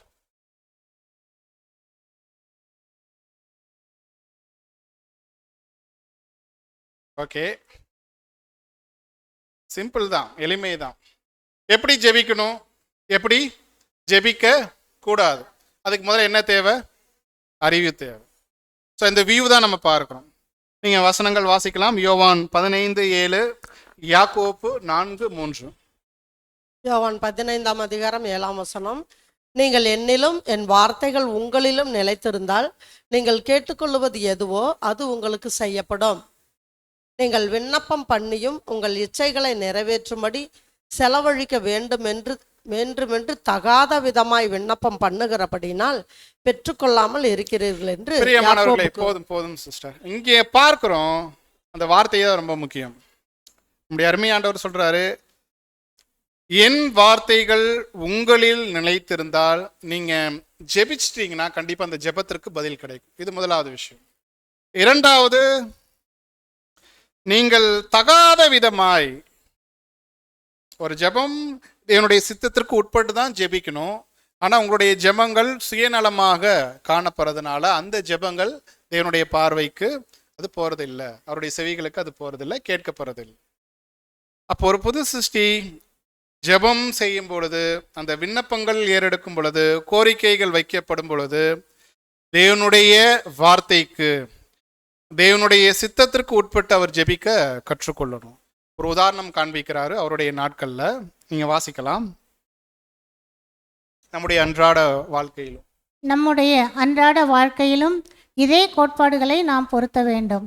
அநேக பெற்றோர்கள் தங்களுடைய இருதய பாரத்தோடு மரண படுக்கையில் இருக்கும் தங்களுடைய குழந்தைகளுக்காக ஜெபித்த ஜெபங்கள் பதில் அளிக்கப்படவில்லை என்று கதறுவதை நாம் கேட்டிருக்கிறோம். சில நேரங்களில் இப்படிப்பட்ட ஜெபங்களும் தேவனால் கேட்கப்படுகிறதா? இதை குறித்து நாம் என்ன சொல்லுவோம்? எல்லா காரியங்களும் ஒன்றை போல் இராது. ஆனால் போதும் சிஸ்டர், இந்த பகுதிகள் நாம் பார்க்கிறோம். ஒரு உதாரணம் காண்பிக்கிறாரு. ஸோ ரசலுடைய நாட்கள்ல இங்கே நாம் பார்க்கிறோம், அநேக பெற்றோர்கள் மரணப்படுக்கையில் காணப்படக்கூடிய தங்களுடைய குழந்தைகளுக்காக என்ன பண்ணியிருக்கிறாங்க? ஜெபம் பண்ணியிருக்கிறாங்க. அந்த ஜெபங்களுக்கு தேவன் என்னவும் பண்ணல, பதிலும் கொடுக்கல. அவங்க வேதனையில் அழுதுருக்கிறாங்க, கதறிருக்காங்க. இது பொதுவாக நம்ம செய்யக்கூடிய விஷயம் தானே. ஒரு மாம்சீக பெற்றோர் என்று சொல்லும் பொழுது, அல்லது ஓரளவுக்கு சத்தியத்தை அறிந்த ஜனங்களாக இருந்துட்டாலும் சரி, நம்முடைய பிள்ளைகள் ஒரு மரணப்படுக்கையில் இருக்கும் பொழுது ஜெபம் செய்வது ஒரு வழக்கம் தான். ஆனால் அதை அவர் சொல்றாரு பாருங்க, சில நேரங்களில் இப்படிப்பட்ட ஜெபங்களும் தேவனால் கேட்கப்படுகிறதா? இதை குறித்து நாம் என்ன சொல்லுவோம்? எல்லா காரியங்களும் ஒன்றை போல் இருக்காது. தேவன் ஒவ்வொருத்தவங்களுக்கும் அவங்களுடைய விசுவாசத்திற்கு தக்கதாக சில வாழ்க்கையில சில அனுபவங்களை அனுமதிக்கிறாங்க. சில நேரங்களில் சிச்சைகளாக கூட அது இருக்கலாம். ஸோ அப்படி இருக்கும் பொழுது ஆவிக்குரிய விதத்தில் காணப்படக்கூடிய பெற்றோர்கள் ஜெபிக்கக்கூடிய ஜெபங்கள் எப்படியாக காணப்படணும்? தேவனே, எங்களுக்கு இந்த நேரங்களில் இப்படிப்பட்ட சூழல்களை, இப்படிப்பட்ட அனுபவங்களை நீங்கள் அனுமதித்திருக்கிறீங்களே, இந்த அனுபவங்கள் மத்தியில் எங்களுடைய விசுவாசம் பலப்படணும். ஒருவேளை மற்றவர்கள் ஜெபிக்கும் போது கூட அவர்களுடைய விசுவாசத்திற்காக பலப்படுவதற்காக தான் ஜெபங்கள் அங்கே ஏறெடுக்கப்படணுமே தவிர, ஒருவேளை இருக்கலாம் அது அன்பின் நிமித்தம் அவர்கள் செய்திட்ட ஜெபங்களாக இருந்துட்டாலும் தேவனுடைய பார்வையில் சில நேரங்களில் இப்படிப்பட்ட காரியங்கள் கூட அங்கே அனுமதிக்கப்படுது. சின்ன ஒரு உதாரணம் தான் இங்கே நாம் கவனிக்கிறோம். அப்போ ஒரு புது சிருஷ்டி ஜெபிக்கும் பொழுது தேவனுடைய சித்தத்திற்கு அவர் உட்பட்டு ஜெபிக்கிறாரா, இது நாம் கவனிக்கணும். அதற்கு முதலாவது அந்த அறிவு ரொம்ப முக்கியத்துவம் வாய்ந்ததாக இருக்கு. ஒரு வசனம் இருக்கு வேதத்தில், பழைய ஏற்பாட்டில் ரொம்ப அருமையான ஒரு வசனம், நீதிமொழிகள் 28:9. வேதத்தை கேளாதபடி தன் செவியை விலக்குகிறவனுடைய ஜெபமும். இது எப்படி இருக்கு பாருங்க. தேவனே, நான் பேசுறத நீங்க கேளுங்க, ஆனா நீங்க பேசுறத நான் கேட்க மாட்டேன். அப்படி நம்ம வாழ்க்கை காணப்படுதா? வேதத்தை கேளாதபடி தன் செவியை விலக்குகிறவனுடைய ஜெபமும் அருவருப்பானது என்று சொல்லும் பொழுது அப்ப ரொம்ப கவனம் கொடுக்கணும். இந்த அர்ப்பணிப்பின் வாழ்க்கையில இந்த அறிவை நாம் எந்த விதங்கள்ல பெற்றுக்கொள்றோம், எந்த அளவுக்கு நம்ம முக்கியத்துவம் கொடுக்கிறோம் வேதத்தை தியானிக்கிறதுல, படிக்கிறதுல. இப்ப அடுத்து ஜெபம் எப்படி செய்யணும், எப்படி செய்யக்கூடாது, அதனுடைய நிபந்தனைகள் என்ன, இதுக்கு எது தேவைப்படுதுன்னா அறிவு. ஒரு அறிவை நம்ம பெற்றுக்கொள்ளணும்னா ஜெபம் கூட முக்கியத்துவம் வாய்ந்ததா இருக்கு. வாசிங்க, தேவனால் ஆசீர்வதிக்கப்படாது. தேவனால் ஆசீர்வதிக்கப்படாத எந்த வேத ஆராய்ச்சி கூட்டங்களும் சரியாக துவங்குவதும் இல்லை. பாருங்க, இப்ப நீங்க ஒரு ஆராதனை என்று சொல்லும் பொழுது, ஒரு கூடுகை என்று சொல்லும் பொழுது அங்க தேவனுடைய வார்த்தைகளை போதிக்கிறோம் என்று சொல்லும் பொழுது உடனே நம்ம ஆரம்பிச்சிடறோமா அந்த ஒரு கூடுகையை? இல்லையே. என்ன பண்றோம்? ஒரு ஆரம்ப ஜெபம். தேவனே, எங்களுக்கு இந்த ஒரு கூடுகையில நீங்க கொடுக்கக்கூடிய வார்த்தைகளுக்கு நன்றி. அப்படி ஒரு நன்றியோடு தூங்கக்கூடிய ஜெபமும் அல்லது முடிவு ஜெபமும் அது தேவனுடைய பார்வையில விலையேறப்பெற்றதா இருக்கு. அதுதான் சரி. தேவனுடைய வார்த்தைகளை கேட்பதுல, படிப்பதுல ஜெபமும் ஆரம்ப ஜெபமும் இல்லை, முடிவு ஜெபமும் இல்லைன்னா அது எப்படி? அதான் அவர் சொல்றாரு. அப்புறம் அதே போல தேவனுடைய ஆசீர்வாதங்களுக்காகவும் இருதயத்திற்கேற்ற ஆகாரத்திற்காகவும் நன்றி செலுத்தப்படாத எந்த கூட்டமும் சரியாக முடிவு பெறுவதும் இல்லை. போதும் சிஸ்டர். அப்ப இது பாருங்க, அறிவை நம்ம பெற்றுக்கொள்ளணும்னா கூட எது தேவையா இருக்கு? ஜெபம். அதுதான் இப்ப அறிவுக்கும் ஜெபத்திற்கும் உள்ள தொடர்பு, ஒன்றுக்கொன்று இணைந்து பிணைந்து அங்க காணப்படுது. மறுபடியும் அந்த பிக்சர் தான். ஸோ அறிவு, ஜெபம், இது ரெண்டும் நம்முடைய வாழ்க்கையில பிணைந்து காணப்படணும். அறிவு இல்லாமல், தேவனுடைய சித்தம் இல்லாமல் ஜெபிப்பது அது தவறானது. அதே சமயம் அறிவை நம்ம பெற்றுக்கொள்றோம், படிக்கிறோம் என்று சொல்லும் பொழுது அதற்கு ஜெபமும் ரொம்ப முக்கியத்துவம் வாய்ந்ததாக காணப்படுது. இது ரெண்டும் நம்முடைய வாழ்க்கையில ஈவனாக அங்க இருக்கணும், பிணைந்து காணப்படணும். இதுதான் அறிவுக்கும் ஜெபத்திற்கும் உள்ள ஒரு தொடர்பு. அடுத்து 8வது கேள்வி நம்ம கடந்து போகலாம். இது கூட ஒரு முக்கியமான ஒரு கேள்வி.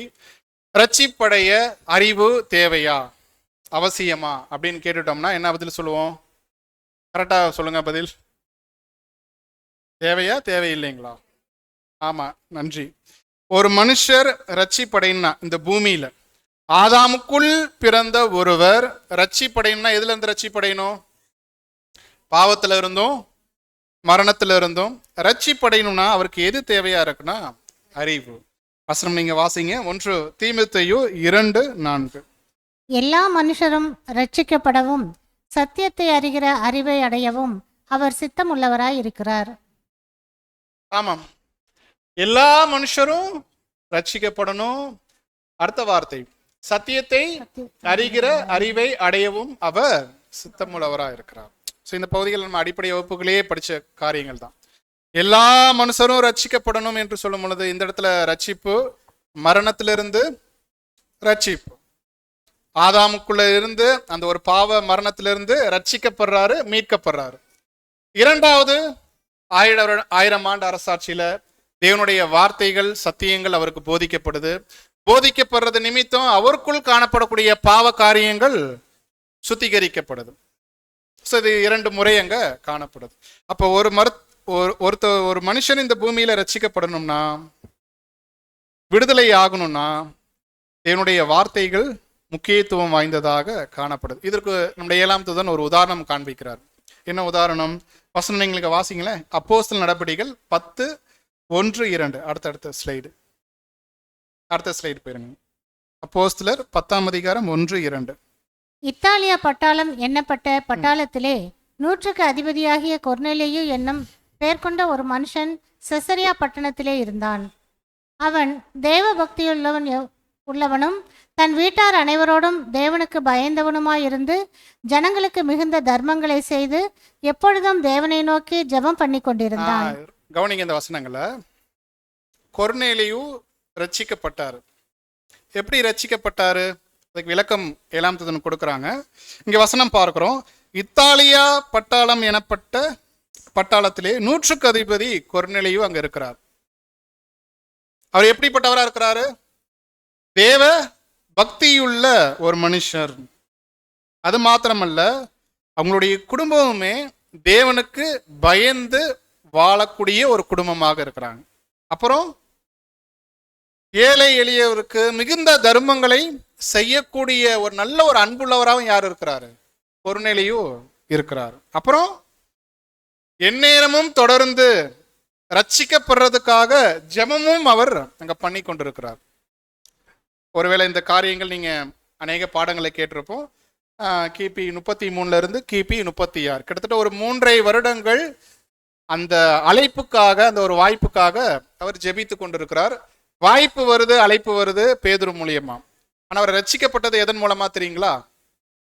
வாசிங்க. இப்ப அவர் தர்மம் செய்ததினால். முன்னாடி ஸ்லைடு.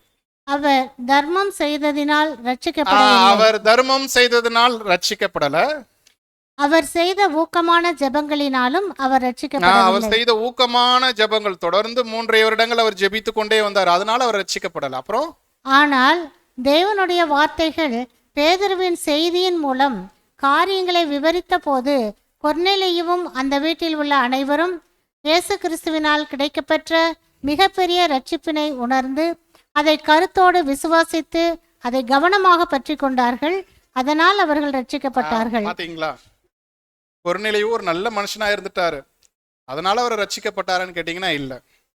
கொர்நேலியு ஏழை எளியவர்களுக்கு தர்மம் பண்ணிக்கிட்டு இருந்தார், அன்னதானம் பண்ணிக்கிட்டு இருந்தார், செல்வங்களை வாரி வழங்கி கொண்டிருந்தார். அதனால அவர் ரட்சிக்கப்பட்டாரா அப்படின்னு கேட்டுட்டீங்கன்னா இல்ல. 3.5 வருடங்கள் தொடர்ந்து ஜெபித்து கொண்டிருந்தார், அதனால அவர் ரட்சிக்கப்பட்டாரா அப்படின்னு கேட்டுட்டீங்கன்னா இல்ல. பேதுரு சுவிசேஷத்தை அறிவிக்கிறாரு. சுவிசேஷத்தை அறிவித்த அந்த சத்தியத்தை கொர்நேலியும் அவருடைய வீட்டாரும் தங்களுடைய காதுகள் வழியாக கேட்டு விசுவாசத்தின் நிமித்தம் அவர்கள் ரட்சிக்கப்பட்டாங்க. அப்போ ஒரு மனுஷன் ரட்சிக்கப்படணும்னா எது முக்கியத்துவம் வாய்ந்ததா இருக்குன்னா தேவனுடைய வார்த்தைகள், அறிவு. இது ஆதாமுக்குள் வழி வந்துட்ட எல்லாருக்கும் பொருந்தக்கூடிய ஒரு நிபந்தனையாக, கட்டளையாக அங்க காணப்படுது. பிரியமானவர்கள், ரொம்ப முக்கியத்துவம் வாய்ந்த ஒரு விஷயம். நீங்களும் நானும் ரட்சிக்கப்பட்டிருக்கோம். இப்படிதான் ரட்சிக்கப்பட்டிருக்கோம்னா அடிப்படை வகுப்புகள்ல தேவனுடைய வார்த்தைகள் கேட்டு அதை விசுவாசத்தை நிமித்தம் நம்ம ரட்சிக்கப்பட்டிருக்கோம். அடுத்து 9வது கேள்வி நம்ம கடந்து போலாம். 9வது கேள்வி, அறிவு பொறுப்புகளை அதிகரிக்கிறதா? என்ன பதில் சொல்லுவோம்? எப்படி? அதுதான் தெரியல. வருது. ஓகே, நன்றி. ஒரு பதில். அப்புறம் அவ்வளவுதானா? ஓகே. அறிவு பொறுப்புகளை அதிகரிக்கிறதா என்ற ஒரு கேள்விக்கு ஆமாம், அறிவு நம்முடைய வாழ்க்கையில பொறுப்புகளை அதிகரிக்கிறது. எப்படி? வேத வசனங்கள் இங்க வாசிக்கலாம். லூக்கா சுவிசேஷம் 12:47-48. லூக்கா 12ஆம் அதிகாரம் 47ஆம் வசனம். தன் எஜமானுடைய சித்தத்தை அறிந்தும் ஆயத்தமாய் இராமலும் அவனுடைய சித்தத்தின்படி செய்யாமலும் இருந்த ஊழியக்காரன் அநேக அடிகள் அடிக்கப்படுவான். லூக்கா 12:48ஆம் வசனம். அறியாதவனாய் இருந்து அடிகளுக்கு ஏதுவானவைகளை செய்தவனோ சில அடிகள் அடிக்கப்படுவான்.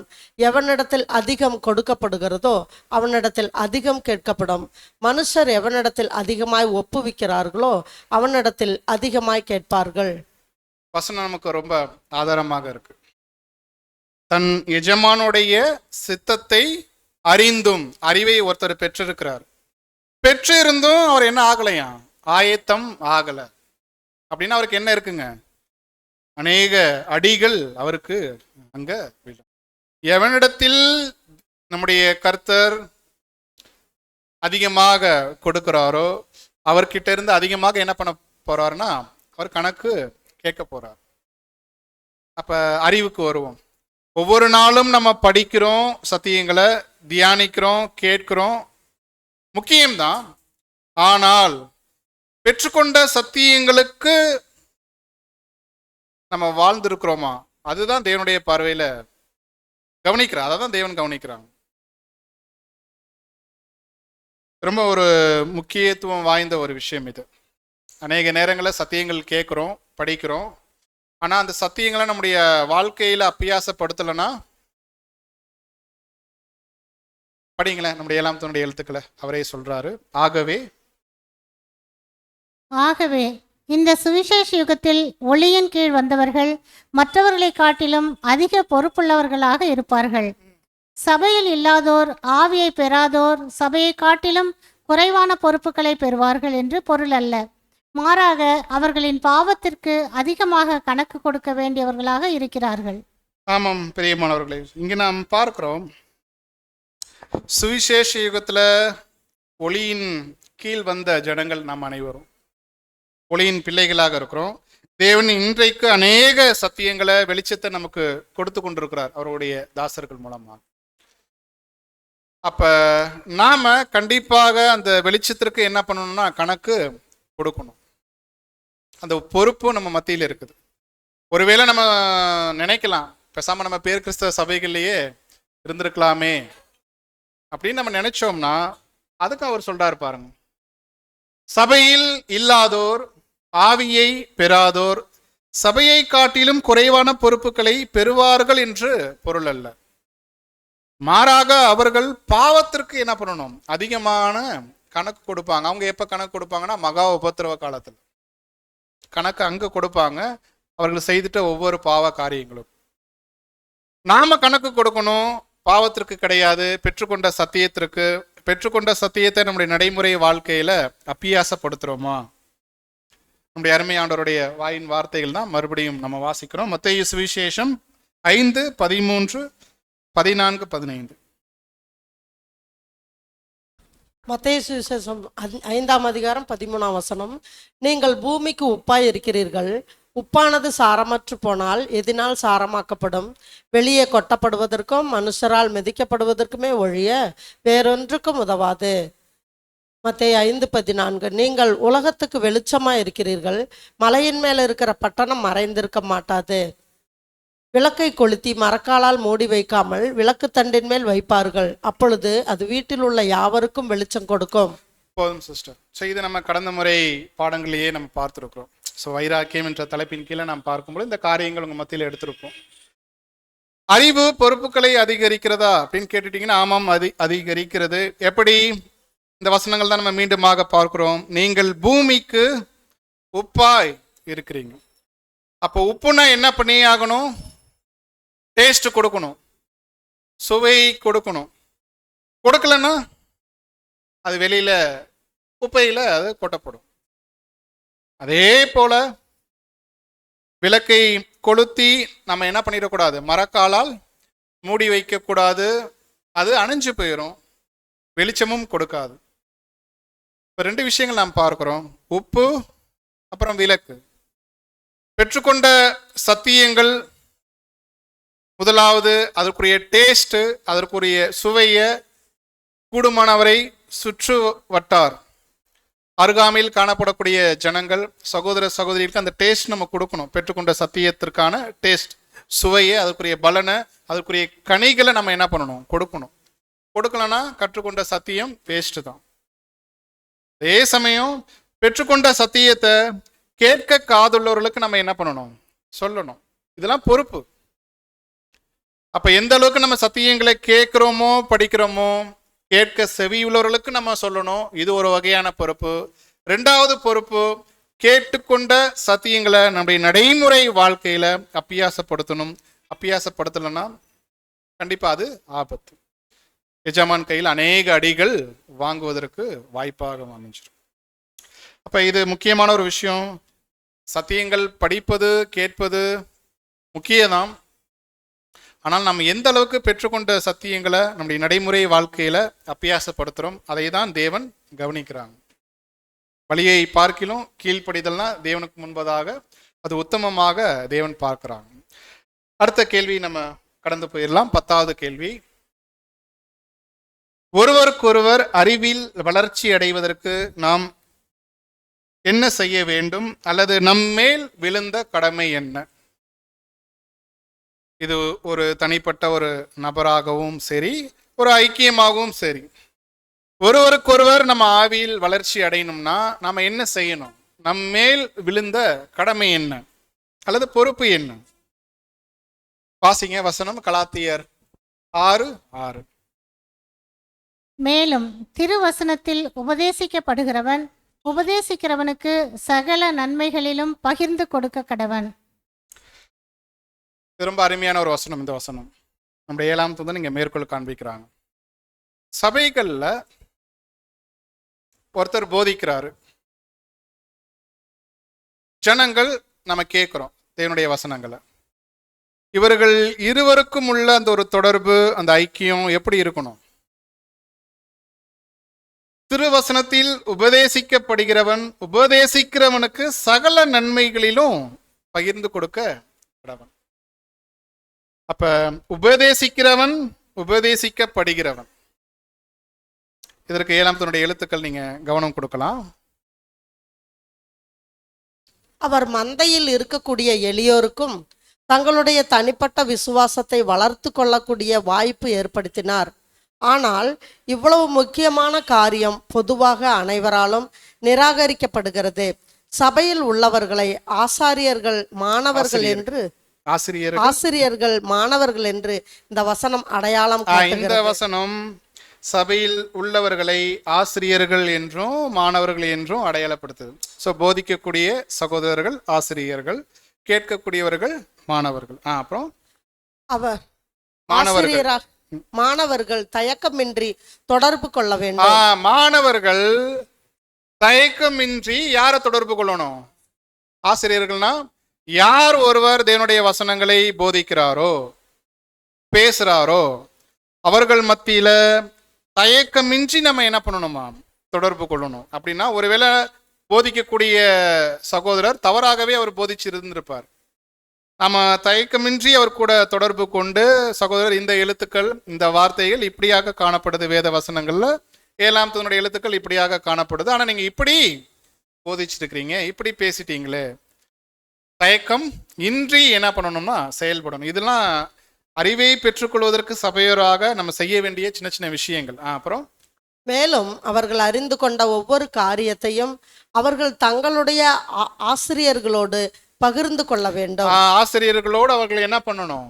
பகிர்ந்து கொள்ளணும். ஒருவேளை இந்த விஷயங்கள் இன்னும் நம்ம கூடுதலா நம்ம யோசிக்கலாம். பிரதர், நான் இந்த இடங்களை இப்படி படிச்சிருக்கிறேன், ஸோ இதை நம்ம இப்படி கூட யோசிச்சா தியானிச்சா நல்லா இருக்குமே, பேசணும். அப்புறம் ஆசிரியராக செயல்படாமல் அறிவுள்ள ஒரு மூத்த சகோதரனாக செயல்பட வேண்டும். போதகர்களை குறித்து அஞ்ச வேண்டாம், அவர்களை ஒரு இயந்திரமாக நினைக்கவும் வேண்டாம். அப்போ போதகர்களை குறித்து நம்ம என்ன பண்ண வேண்டாம்? அஞ்ச வேண்டாம். ஐயோ, அவர்கிட்ட போய் நம்ம கேட்டோம்னா அவர் என்ன நினைப்பாரு, நம்மள எதுவும் தப்பா நினைப்பாரா?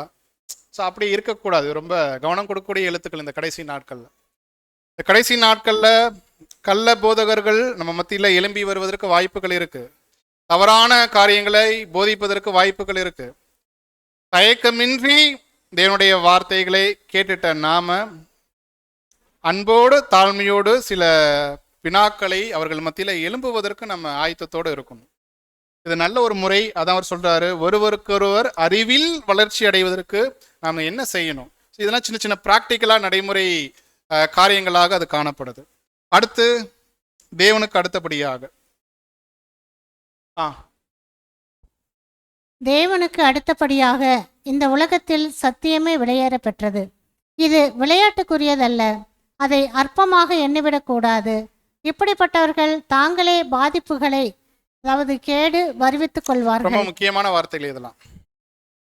தேவனுக்கு அடுத்தபடியாக இந்த பூமியில சத்தியம்தான் விலையேற பெற்றதாக இருக்கு. அவர் நமக்கு கொடுத்துட்ட சத்தியம்தான் ஒரு பொக்கிஷமாக இருக்குது, ரொம்ப விலையேற பெற்றது. அதை ரொம்ப கவனமாக நம்ம கையாளணும். ஒரு இடங்களில் என்னுடைய வார்த்தைகளை பேசும்போது ரொம்ப கவனமாக பேசணும். விளையாட்டுக்குரிய வகைகளை நம்ம என்ன பண்ணிட கூடாது, சத்தியங்களை பேசிட கூடாது. இன்னைக்கு நம்ம மத்தியில் கூடிய போப் மார்க்கம் உருவானதே கள்ள போதனைகள் மத்தியில தான், மறந்துடக்கூடாது. அநேக சபை பிரிவுகள் காணப்படுறது கூட இப்படிப்பட்ட கள்ள போதனைகள் மத்தியில தான். ரொம்ப கவனமாக அதனுடைய வார்த்தைகளை நம்ம பேசணும், படிக்கணும். அதை நம்ம அற்பமாக எண்ணிவிடக்கூடாது. அப்புறம் சபைகளின் சத்தியத்தின் அடுத்த பகுதி, சபைகளில் சத்தியத்தின் அறிவை பெறுவதற்கு அதிகமான முக்கியத்துவம் கொடுக்க வேண்டும். இதுவே வளர்ச்சிக்குரிய ஆதாரமாக இருக்க வேண்டும். ஒருவருக்கொருவர் ஆவியில மன்னிக்கும் அறிவுல வளர்வதற்கு அவர்கள் என்ன செய்யணும்னா, இது ரொம்ப முக்கியமான ஒரு விஷயம். சபைகளில் சத்தியத்தின் அறிவை பெறுவதற்கு அதிகமான முக்கியத்துவம் கொடுக்க வேண்டும். இந்த வார்த்தையை படிக்கும்போது நமக்கு என்ன தோணுது? சபைகளின் சத்தியத்தின் அறிவை பெறுவதற்கு நம்ம அதிகமான முக்கியத்துவம் கொடுக்கணும். ஒவ்வொரு வாரங்களிலும் இடைப்பட்ட கூடுகையிலும் சகோதரர்கள் சத்தியத்தின் அறிவை தான் நமக்கு போதிக்கிறாங்க. முக்கியத்துவம் கொடுத்துட்டு தான் இருக்கிறோம். இதில் எப்படி நம்ம புரிஞ்சுக்கலாம் இந்த வார்த்தைகளை? யாராவது சொல்ல முடியுமா? சபைக்குடியே விட்டுவிடக்கூடாது. அதாவது ஒரு போதனையே நம்ம பெற்றுக்கொள்வதற்கு சபைகளில் அநேக வழிமுறைகள் இருக்கு. அதுல ஒரு சிறந்த வழிமுறை தான் இங்க பேசப்பட்டிருக்கு. என்ன வழிமுறை? சத்தியத்தின் அறிவை நம்ம அநேக விதங்கள்ல கேட்கலாம், படிக்கலாம், பேசலாம். ஆனா சத்திய வசனங்களை கேட்கிற விஷயங்கள் பார்க்கும்பொழுது, இப்ப நான் பேசுறேன், நீங்க எல்லாரும் என்ன பண்ணிட்டு இருக்கீங்க? தூங்கிட்டு இருக்கீங்க, இல்ல கேட்டுட்டு இருக்கீங்க. சரி, ஓகே. இதை விட ஒரு சிறந்த ஒரு வழிமுறை என்ன சொல்லலாம்? பெரியோரின் கூடுகை. ஸோ இந்த பாடமே அங்கே தான் நம்ம பார்க்குறோம். அறிவு என்ற தலைப்பில் பெரியோரின் கேள்வி பதில்கள். இந்த கேள்விகள் மூலமாக நம்ம கேட்கக்கூடிய காரியங்கள், அதிலிருந்து நம்ம கொடுக்கக்கூடிய பதில்கள் தான் ஒரு சிறந்த ஒரு போதனையாக நம்முடைய 7ஆம் நூற்றாண்டு எழுத்துக்களில் காணப்படுது. பெரியோரின் கூடுகை என்று சொல்லும் பொழுது ரொம்ப கூடுகைகளிலே ஒரு சிறந்த கூடுகையாக அது பார்க்கப்படுது. ஏன் பார்க்கப்படுது? அறிவை பெற்றுக்கொள்வதற்கு ஒரு அருமையான ஒரு சிறந்த வழிமுறை, ஒரு கூடுகை என்னவென்றால் அது பெரியோரின் கூடுகை. ஏன்? அதுதான் நான் பேசிக்கிட்டு இருக்கிறேன், சிலர் கேட்குறீங்க, சிலர் சோர்வுகளில் தூங்கிட்டு இருக்கீங்க, பாவம். ஆனால் இப்போ பெரியோரின் கூடுகை என்று சொல்லும் பொழுது அதில் ஒரு 10 பேர் 20 பேர் கூடியிருந்தாங்கன்னா அவங்க எல்லாரும் என்ன பண்ணுவாங்க? அவர்கள் தியானிச்ச அந்த ஒரு பகுதிகளை ஆர்வத்தோட உற்சாகத்தோடு அவர்கள் என்ன பண்ணுவாங்க? பேசுவாங்க. இப்போ ஒவ்வொருவருக்குள்ளேயும் அது என்ன ஆகுங்க? சத்தியத்தினுடைய அந்த அறிவு வளர்ச்சி அடையும், உற்சாகமாகும். இது ரொம்ப கவனம் கொடுக்கணும். அப்போ ஒரு சபையோராக சத்தியத்தின் அறிவுல நம்ம வளர்ச்சி அடையணும்னா ஒரு சிறந்த கூடுகையாக நம்ம எதை கவனிக்கலாம்னா பெரியோரின் கூடுகை. ஸோ இது ரசலுடைய எழுத்துக்களை நம்ம ஆதாரமாக பார்க்க முடியுது. ஓகே, இது நம்ம இதோடு நம்ம நிறைவு செய்கிறோம் 10வது கேள்வியை. 11வது கேள்வி நம்ம கடந்து போகலாம். இந்த கேள்விக்கு நீங்க பதில் கொடுங்க. நாம் அறிவை பெறுவதற்கு அதிகமான கவனம் செலுத்தலாமா? இப்ப உங்களுடைய பதில். அறிவை பெறுவதற்கு நம்ம அதிகமான கவனம் செலுத்தலாமா? செலுத்தலாமா? செலுத்தலாமா? சகோதர சைடு பதிலே வரல. செலுத்தலாம். சில இடங்கள்ல போய் இந்த சப்ஜெக்ட் எடுத்தோம், இந்த கேள்வியும் கேட்டோம். ஆனால் கேள்விகள் அனைத்தும் தப்பாக தான் வந்திருக்கு. நாம் சத்தியத்தின் அறிவை பெறுவதற்கு அதிகமான கவனம் செலுத்தலாமா அப்படின்னு கேட்டுட்டீங்கன்னா செலுத்தக்கூடாது. எப்படி? வசனம் வாசிங்க. 1 கொரிந்தியர் 8ஆம் அதிகாரம் 1ஆம் வசனம். 1 கொரிந்தியர் 8ஆம் அதிகாரம் 1ஆம் வசனம். விக்கிரகங்களுக்கு படைக்கப்பட்டவைகளை குறித்த விஷயத்தில் நம்ம எல்லாருக்கும் அறிவு உண்டென்று நமக்கு தெரியுமே. அறிவு இருமாப்பை உண்டாக்கும், அன்போ பக்தி விருத்தியை உண்டாக்கும். ஆமாம் பிரியமானவர்களே, அறிவை பெறுவதற்கு அதிகமான கவனம் செலுத்தலாமா அப்படின்னு கேட்டுட்டீங்கன்னா செலுத்தக்கூடாது. ஏன் அப்படின்னா வசனம் தான் நமக்கு ஆதாரம். 7ஆம் எழுத்துக்கள் அடுத்து நம்ம பார்க்க இருக்கிறோம். அறிவில் நம்ம நாளுக்கு நாள் வளர வளர வளர குணலட்சணங்கள் வளர்ச்சி அடையும் ஒரு பக்கம் இருக்கட்டும். ஆனால் அதோடு கூட எதுவும் வருவதற்கு வாய்ப்புகள் இருக்குன்னா பெருமை அல்லது இருமாப்பு வருவதற்கு வாய்ப்புகள் இருக்கு. அது நாளடைவில் இந்த சத்தியத்தின் பாதையிலேருந்து வழி விலகி போவதற்கும் வாய்ப்புகள். நம்ம அநேக சில மூத்த சோர்கள் ஆரம்பத்தில் நம்ம அந்த அழைப்பில் வரும்பொழுது பார்த்துருக்குறோம், கேட்டிருக்கிறோம். அநேக சத்தியங்களை போதித்த, அடிப்படை வகுப்புகளை போதித்த சகோதரர்கள் தான். அநேக ஆராய்ச்சிகள் செய்து சத்தியத்தை வெளியிட்ட போதித்த சகோதரர்கள் தான். இன்னைக்கு இந்த அழைப்பிலேயே அவர்கள் இல்லை. வசனம் நம்ம வாசிக்கிறோம், தேவனுடைய வசனங்கள், தேவனுடைய சத்தியங்கள் கற்பனையின் மேல் கற்பனை, பிரமாணத்தின் மேல் பிரமாணம். அந்த காரியங்களை பின்னிட்டு விழுவதற்கும் வாய்ப்புகள் இருக்கு. ரொம்ப கவனமாக இருக்கணும். தேவனுடைய வசனங்களை படிக்கிறோம், கேட்குறோம் என்று சொல்லும் பொழுது அதிகமான நம்ம கவனம் நேரத்தை அதில் செலுத்தினோம்னா அது தவறு. இப்போ 7ஆம் எழுத்துக்களுக்கு நீங்க வரலாம். வாசிங்க. அறிவில் வளர்ச்சி அடையும் போது, அறிவில் வளர்ச்சி அடையும் போது பக்தியை விட்டு விலகுவதற்கு அதிக வாய்ப்புகள் உண்டு. அவரே சொல்றாரு பாருங்க. அறிவில் நம்ம வளர்ச்சி அடையும் பொழுது பக்தியை விட்டு விலகுவதற்கு அதிக வாய்ப்புகள் இருக்கு. எப்படி? ஆனால் இந்த சிந்தை வினோதமாகவும் தோன்றலாம். நம்முடைய கொள்ளளவு மிக சிறியதாகவும் பக்தி விருத்திக்காக நாம் ஒதுக்கும் நேரங்கள் குறைவானதாகவும் இருக்கிறது. அதாவது நம் கவனம் ஒரு பக்கமாக இருக்கும்போது மறுபக்கத்தில் குறைவான வளர்ச்சி காணப்படுகிறது. அவர் சொல்லக்கூடிய காரியங்களுக்கு புரிய வரும். தேவனுடைய வசனங்களை படிக்கிறோம், தியானிக்கிறோம், கேட்கிறோம். ஆனா அதுக்கு அதிகமான நேரம் கவனம் கொடுத்து கொண்டிருந்தோம்னா மற்ற காரியங்களுக்கு நேரம் கொடுக்கறது குறைபடும். அதான் அவர் சொல்றாரு. இந்த காரியம் சற்று கொஞ்சம் வினோதமாக நமக்கு தோணலாம். ஏன் அப்படின்னா பாருங்க, பக்தி விருத்திக்காக நாம் ஒதுக்கும் நேரங்கள் குறைவானதாக இருக்குது. ஆனா தேவனுடைய சத்தியங்களை கேட்பதற்கு, படிப்பதற்கு நேரம் அதுக்கு என்ன பண்ணிடுறோம், அதிகமாக செலவு செஞ்சிடும். இது ஆபத்து. தேவனுடைய வசனங்களை படிக்கிறோம், கேட்குறோம், ஓகே. ஆனால் பக்தி விருத்திக்காக ஒருவேளை ஒரு கணவனாக இருக்கலாம், மனைவியாக இருக்கலாம், அவங்களுக்கும் சில பொறுப்புகள் இருக்குது, சில கடமைகள் இருக்குது. அந்த கடமைகளை, அந்த பொறுப்புகளை நான் செய்ய மாட்டேன், தேவனுடைய வசனங்களை மாத்திரம் நான் படிக்கிறேன், பேசுகிறேன் அப்படின்னு ஒருத்தர் இறங்கிட்டாருன்னா அது ரொம்ப தவறு. அதான் அவர் சொல்கிறாரு. தேவனுடைய வசனங்களை படிக்கிறது, கேட்கறது முக்கியம்தான். ஆனால் அதிகமான நேரம், கவனம் அதில் செலுத்துறது ஆபத்து. பக்தி விருத்திக்கு, சபை கூடுகைகளுக்கு கலந்து கொண்டு உடன் இருக்கக்கூடிய சகோதர சகோதரிகளுக்கு நம்ம செய்யக்கூடிய பலியின் ஜீவியம். ஸோ அதுக்கு நம்ம ரொம்ப கவனம் கொடுக்கணும். ஒருவேளை அப்படிப்பட்ட வாய்ப்புகள் வரும் பொழுது, இது நம்முடைய நடைமுறை வாழ்க்கையில் அநேக விஷயங்கள் நம்ம பார்த்துருக்கோம். சில நேரங்களில் சகோதரர்கள் உதவி கேட்கும்போது கூட, இல்லை பிரதர் நான் படிக்க போகிறேன்.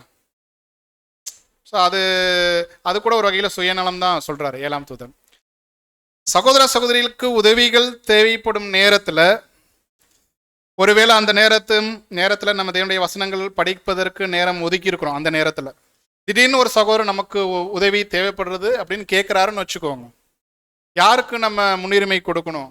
என்னுடைய வசனங்களை படிக்கிறதும் முன்னுரிமை தான். ஆனால் சகோதர சகோதரிகள் இருக்க, நம்ம படிக்கக்கூடிய சத்தியங்கள் எல்லாமே எதுக்கு தான் நம்ம பயன்படுத்துகிறோம்? உடன் இருக்கக்கூடிய சகோதர சகோதரிகளுக்கு. இல்லை பிரதர் நான் படிக்கணும், நான் அதுக்காக நேரத்தை ப்ரிப்பேர் பண்ணணும், சப்ஜெக்ட் படிக்கிறேன், கேட்குறேன், நாளைக்கு சப்ஜெக்ட் இருக்கு பிரதர், அதுக்காக நான் நேரத்தை அதுக்காக கொடுக்கணும் அப்படின்னு சொல்லிட்டா கூட அதுவும் ஒரு வகையில் சுயநலம் தான் சொல்கிறார். தேவனுடைய வசனங்களை படிக்கிறது இல்லை. உடன் இருக்கக்கூடிய சகோதர சகோதரிகளுக்கு அவர்கள் நம்மிடம் உதவி கேட்கும் பொழுது அதற்கான நேரத்தை நம்ம செலவு செய்கிறோமா? பக்தி விருத்திக்கு ஏதுவாக நேரத்தை நாம் செலவு செய்கிறோமா? அதுதான் தேவனுடைய பார்வையில் விலையேறப்பட்டது. வாசிங்க தொடர்ந்து.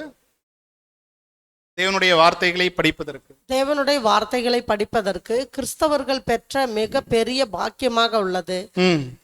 ஆயினும் அநேக வேத படிப்புகள் விருதாவாகவே போய்விடுகிறது. வேதத்தில் படிக்கக்கூடியவைகளை அனுதின வாழ்க்கையில் நடைமுறைப்படுத்தாமல் விட்டுவிட்டால் நிச்சயமாக அந்த படிப்பும் வீணாக போய்விடும். பாருங்க, அது ரொம்ப முக்கியமான விஷயம். ஸோ இவ்வளவு வருஷங்கள் நம்ம சபைகள் 5 வருடமா இருக்கோம், 10 வருடமா இருக்கிறோம், சத்தியங்கள் போதிக்கிறோம், படிக்கிறோம். ஒருவேளை நம்முடைய தனிப்பட்ட வாழ்க்கையில் லிஸ்ட் போட்டு பார்ப்போம். 5 வருஷமாக நான் சபையில் இருக்கேன், 10 வருஷமாக இருக்கிறேன், வருடத்திற்கு ஞாயிற்றுக்கிழமையில் 53 பாடங்கள்லாம் இடைப்பட்ட நாட்கள், இவ்வளோ சத்தியங்கள் கேட்டும் குணலட்சணங்கள் நம்ம மத்தியில் வளரலன்னா, இது வரைக்கும் 10 வருஷம் நம்ம கேட்ட சப்ஜெக்ட் அனைத்துமே வேஸ்ட், வீண், அதான் அவர் சொல்ல வர்றார். அப்புறம் அடுத்து வாசிங்க. அறிவு மிகவும் விலை அறிவு மிகவும் விலை உயர்ந்தது. ஆனால் தற்செயலாக நமக்குள் வரும் இந்த அறிவு பெருமையை ஏற்படுத்தி நம்மை வீணாக்கி தேவனுடைய ஆவியாகிய அன்பு, சாந்தம், பணிவு, பரிவு போன்ற குணங்களுக்கு முரண்பாடாக நம்மை வழி நடத்தி விடுகிறது. ஆமாம் பிரியமானவர்களே, ஸோ இது ரொம்ப கவனம் கொடுக்கக்கூடிய ஒரு விஷயம். அறிவுக்கு நம்ம முக்கியத்துவம் கொடுக்கணும், அதில் எந்த மாற்று கருத்தும் இல்லை. ஆனால் அதுக்கே அதிகமான நேரத்தை நம்ம செலவிட கூடாது. பக்தி விருத்திக்கு ஏதுவான நேரங்கள் இருக்குது, பெற்றோர்கள் என்ற ரீதியில் அதுக்கான கடமைகள் இருக்குது, பொறுப்புகள் இருக்குது, அதற்கும் நம்ம நேரத்தை கொடுக்க வேண்டியவர்களாக இருக்கிறோம். ஸோ இதை நம்ம கவனம் கொடுக்கணும்.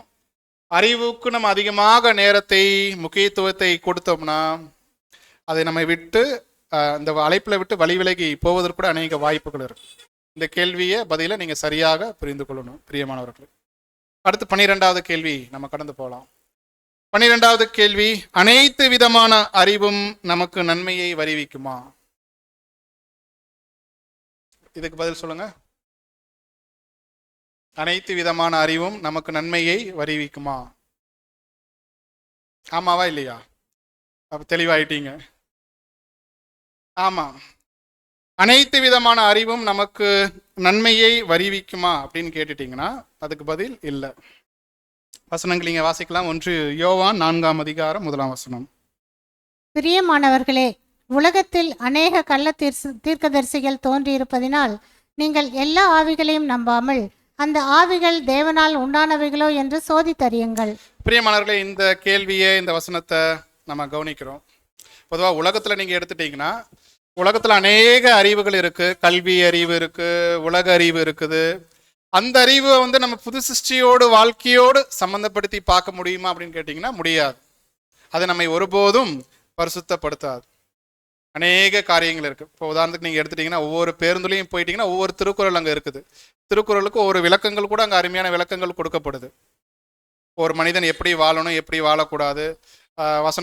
வசனத்துக்கு நம்ம பார்க்குறோம், ஒரு மனுஷன் ஒரு சகோதரனை, ஒரு சகோதரி நம்ம என்ன பண்ணிடக்கூடாது, தீமை பேசிடக்கூடாது, அது அவர்களை காயப்படுத்தும். திருக்குறள் இருக்கு, தீனால் சுட்டப்புண் உள்ளாரும் மாறாதே நாவினால் சுட்டவர். இது மாதிரி சாத்தான் இன்னைக்கு உலகத்துல அநேக விதமான அறிவையும் கொடுத்துருக்கிறாரு, ஞானத்தையும் கொடுத்துருக்கிறாரு. இவ்வளோ தூரம் இருக்குதான்னு சொல்லி நம்ம அதில் போய் ஆராய்ச்சி பண்ணி அதை நம்ம கற்றுக்கொண்டு இருந்தோம்னா அது பெரிய ஆபத்து. அது ஒருபோதும் நம்முடைய ஆவிக்குரிய வாழ்க்கையில பரிசுத்தப்படுத்தாது. வசனம் நமக்கு இருக்கு, யோவான் 17:17, தேவனுடைய வார்த்தைகள் தான், தேவனுடைய வசனம் தான் நம்மை பரிசுத்தப்படுத்தும். இது ஒரு பார்வை. இன்னொரு பார்வை நீங்க வந்துட்டீங்கன்னா இங்க நம்ம பார்க்குறோம், ஐக்கியத்துக்குள்ளேயே சில மாறுபாடான போதனைகள் போதிப்பதற்கு வாய்ப்புகள் இருக்கு. ஒவ்வொரு விதங்கள்ல போதனைகள் வருவதற்கு வாய்ப்புகள் இருக்கு. உதாரணத்துக்கு குணலட்சணங்கள் சம்பந்தமான போதனைகள் நம்ம மத்தியில காணப்படுது. தீர்க்க தரிசனங்கள் அடிப்படையில் நமக்கு போதனைகள் காணப்படுது. கால கணக்கீடுகள் அடிப்படையில் நமக்கு போதனைகள் காணப்படுது. வேற என்னென்ன சொல்லலாம், வேற நிறைய சொல்லலாம். இன்னும் முக்கியமா சொன்னா இதை நம்ம சொல்ல மறந்துட்டோம், ஆராய்ச்சிக்குரிய பாடங்கள். இப்போ ஆராய்ச்சிக்குரிய பாடங்கள் நீங்க எடுத்துட்டீங்கன்னா, இப்போ ஏனோக்கு அந்த ஒரு தலைப்பு எடுத்துட்டோம்னா, இப்போ ஏனோக்கை பத்தி அநேக கருத்துக்கள் அங்கே கடந்து போகுது. அவரை பத்தி பாருங்க, அவர் சேம் தான் அங்கே ஏனோக்கா அங்கே வராங்க. இல்லை இது கர்த்தர் இயேசு தான், இல்லை இது மன்னிக்கவும் மெல்கி சிதைக்கு பற்றின ஆராய்ச்சிகள், மெல்கி சிதைக்கு பற்றி ஆராய்ச்சிகள் மேற்கொள்ளும் போது அநேக சகோதரர்கள் அநேக விதமான பார்வைகள் கொடுக்குறாங்க. அவர் சேம்ன்றாங்க, இல்லை அவர் ஏனோக்குன்றாங்க, சிலர் அவங்க வந்தது கர்த்தர் இயேசு தான் மெல்கி சிதைக்குன்றாங்க. இந்த உபதேசங்கள் இருக்குது அநேக ஆராய்ச்சிக்குரிய சத்தியங்கள். இதை நம்முடைய ஆவிக்குரிய வாழ்க்கையில பரிசுத்தப்படுத்துமா அப்படின்னு கேட்டுட்டீங்கன்னா இல்லை. சில சத்தியங்கள் இருக்குது, அடிப்படை உபதேசங்கள். அந்த அடிப்படை உபதேசங்கள், சத்தியங்கள், அதுதான் நம்மை பரிசுத்தப்படுத்துவதற்கு ஏதுவாக அமையும். சில ஆராய்ச்சிக்குரிய சத்தியங்கள், இப்போ நினைவு கூறுதல் நாள், அந்த தேதிகள் பற்றின காரியங்கள், சில கருத்துக்கள் அங்கே முன்வைக்கப்படுது. ஸோ அதுக்காக நம்ம நேரத்தை அதிகம் செலவு பண்ணிட்டு அதை போட்டுட்டு ரொம்ப குழப்பிக்கிட்டு அப்படி இருக்க வேண்டாம். நம்மை பரிசுத்தப்படுத்துவதற்கு ஏதுவான சத்தியங்கள் என்ன, அதற்கு ஓரளவுக்கு கூடுமானவரை மெஜாரிட்டியின் அடிப்படையில், சகோதர சகோதரிகள் அடிப்படையில், மூத்த சகோதரர்களுடைய ஆலோசனைகள் அடிப்படையில் அதன்படி நடந்தால் போதுமானது. ஸோ இதை பற்றி நம்முடைய 7ஆம் தூதனுடைய எழுத்துக்கள் நீங்கள் வாசிக்கலாம். கிறிஸ்துவின் பள்ளியில் பயின்று கிறிஸ்துவின் பள்ளியில் பயின்று அவருடைய சத்தியத்தினால் பரிசுத்தப்படுவதை கற்றுக்கொள்பவர்களைத் தவிர வேறு ஒருவரும் தேவன் விரும்பும்படியான சுத்திகரிப்பை பெற முடியாது. தவறுகளும் அறியாமையும் நம்மை பரிசுத்தப்படுத்தாது. மேலும் எல்லா சத்தியங்களும் நம்மை பரிசுத்தத்திற்கு வழிநடத்தும் என்று எண்ணிவிடக்கூடாது. போதும் போதும் சிஸ்டர். ஸோ இந்த பகுதிகள் அங்கே காணப்படுது. ஸோ அப்போ நம்ம வேதமானவர்கள் இந்த கடைசி நாட்களில் அநேக சத்தியங்கள் போதனைகள் விதவிதமாக போதிக்கப்படுது. அந்த விதவிதமாக போதிக்கப்படக்கூடிய சத்தியங்கள் அனைத்தும் நம்முடைய அர்ப்பணிப்பின் வாழ்க்கையில் நம்ம ஒவ்வொருவரும் தனிப்பட்ட வகையில் நிதானித்து பார்த்து சீர்தூக்கி பார்த்து இந்த சத்தியங்களுக்கு முன்னுரிமை கொடுத்து அதை நம்ம கடந்து போவதற்கு ஏதுவாக இருக்கும். எல்லா சத்தியங்களையும் நம்ம போட்டுக்கிட்டு அதை போட்டுட்டு நம்ம குழப்பிக்கிட்டு இருக்க வேண்டாம். கடைசி நாட்களில் பல ஆராய்ச்சி சத்தியங்கள் வருவதற்கு வாய்ப்புகள் இருக்கு. ஸோ கவனம் கொடுக்கணும். எந்த சத்தியம் எந்த பாடம் நம்ம ஆவிக்குரிய வாழ்க்கைக்கு இந்த பழைய மனுஷனை சாகடிப்பதற்கு பரிசுத்தப்படுத்துவதற்கு ஏதுவாக இருக்கு. ஸோ அது கவனம் கொடுங்க, அதற்கு முன்னுரிமை கொடுங்க.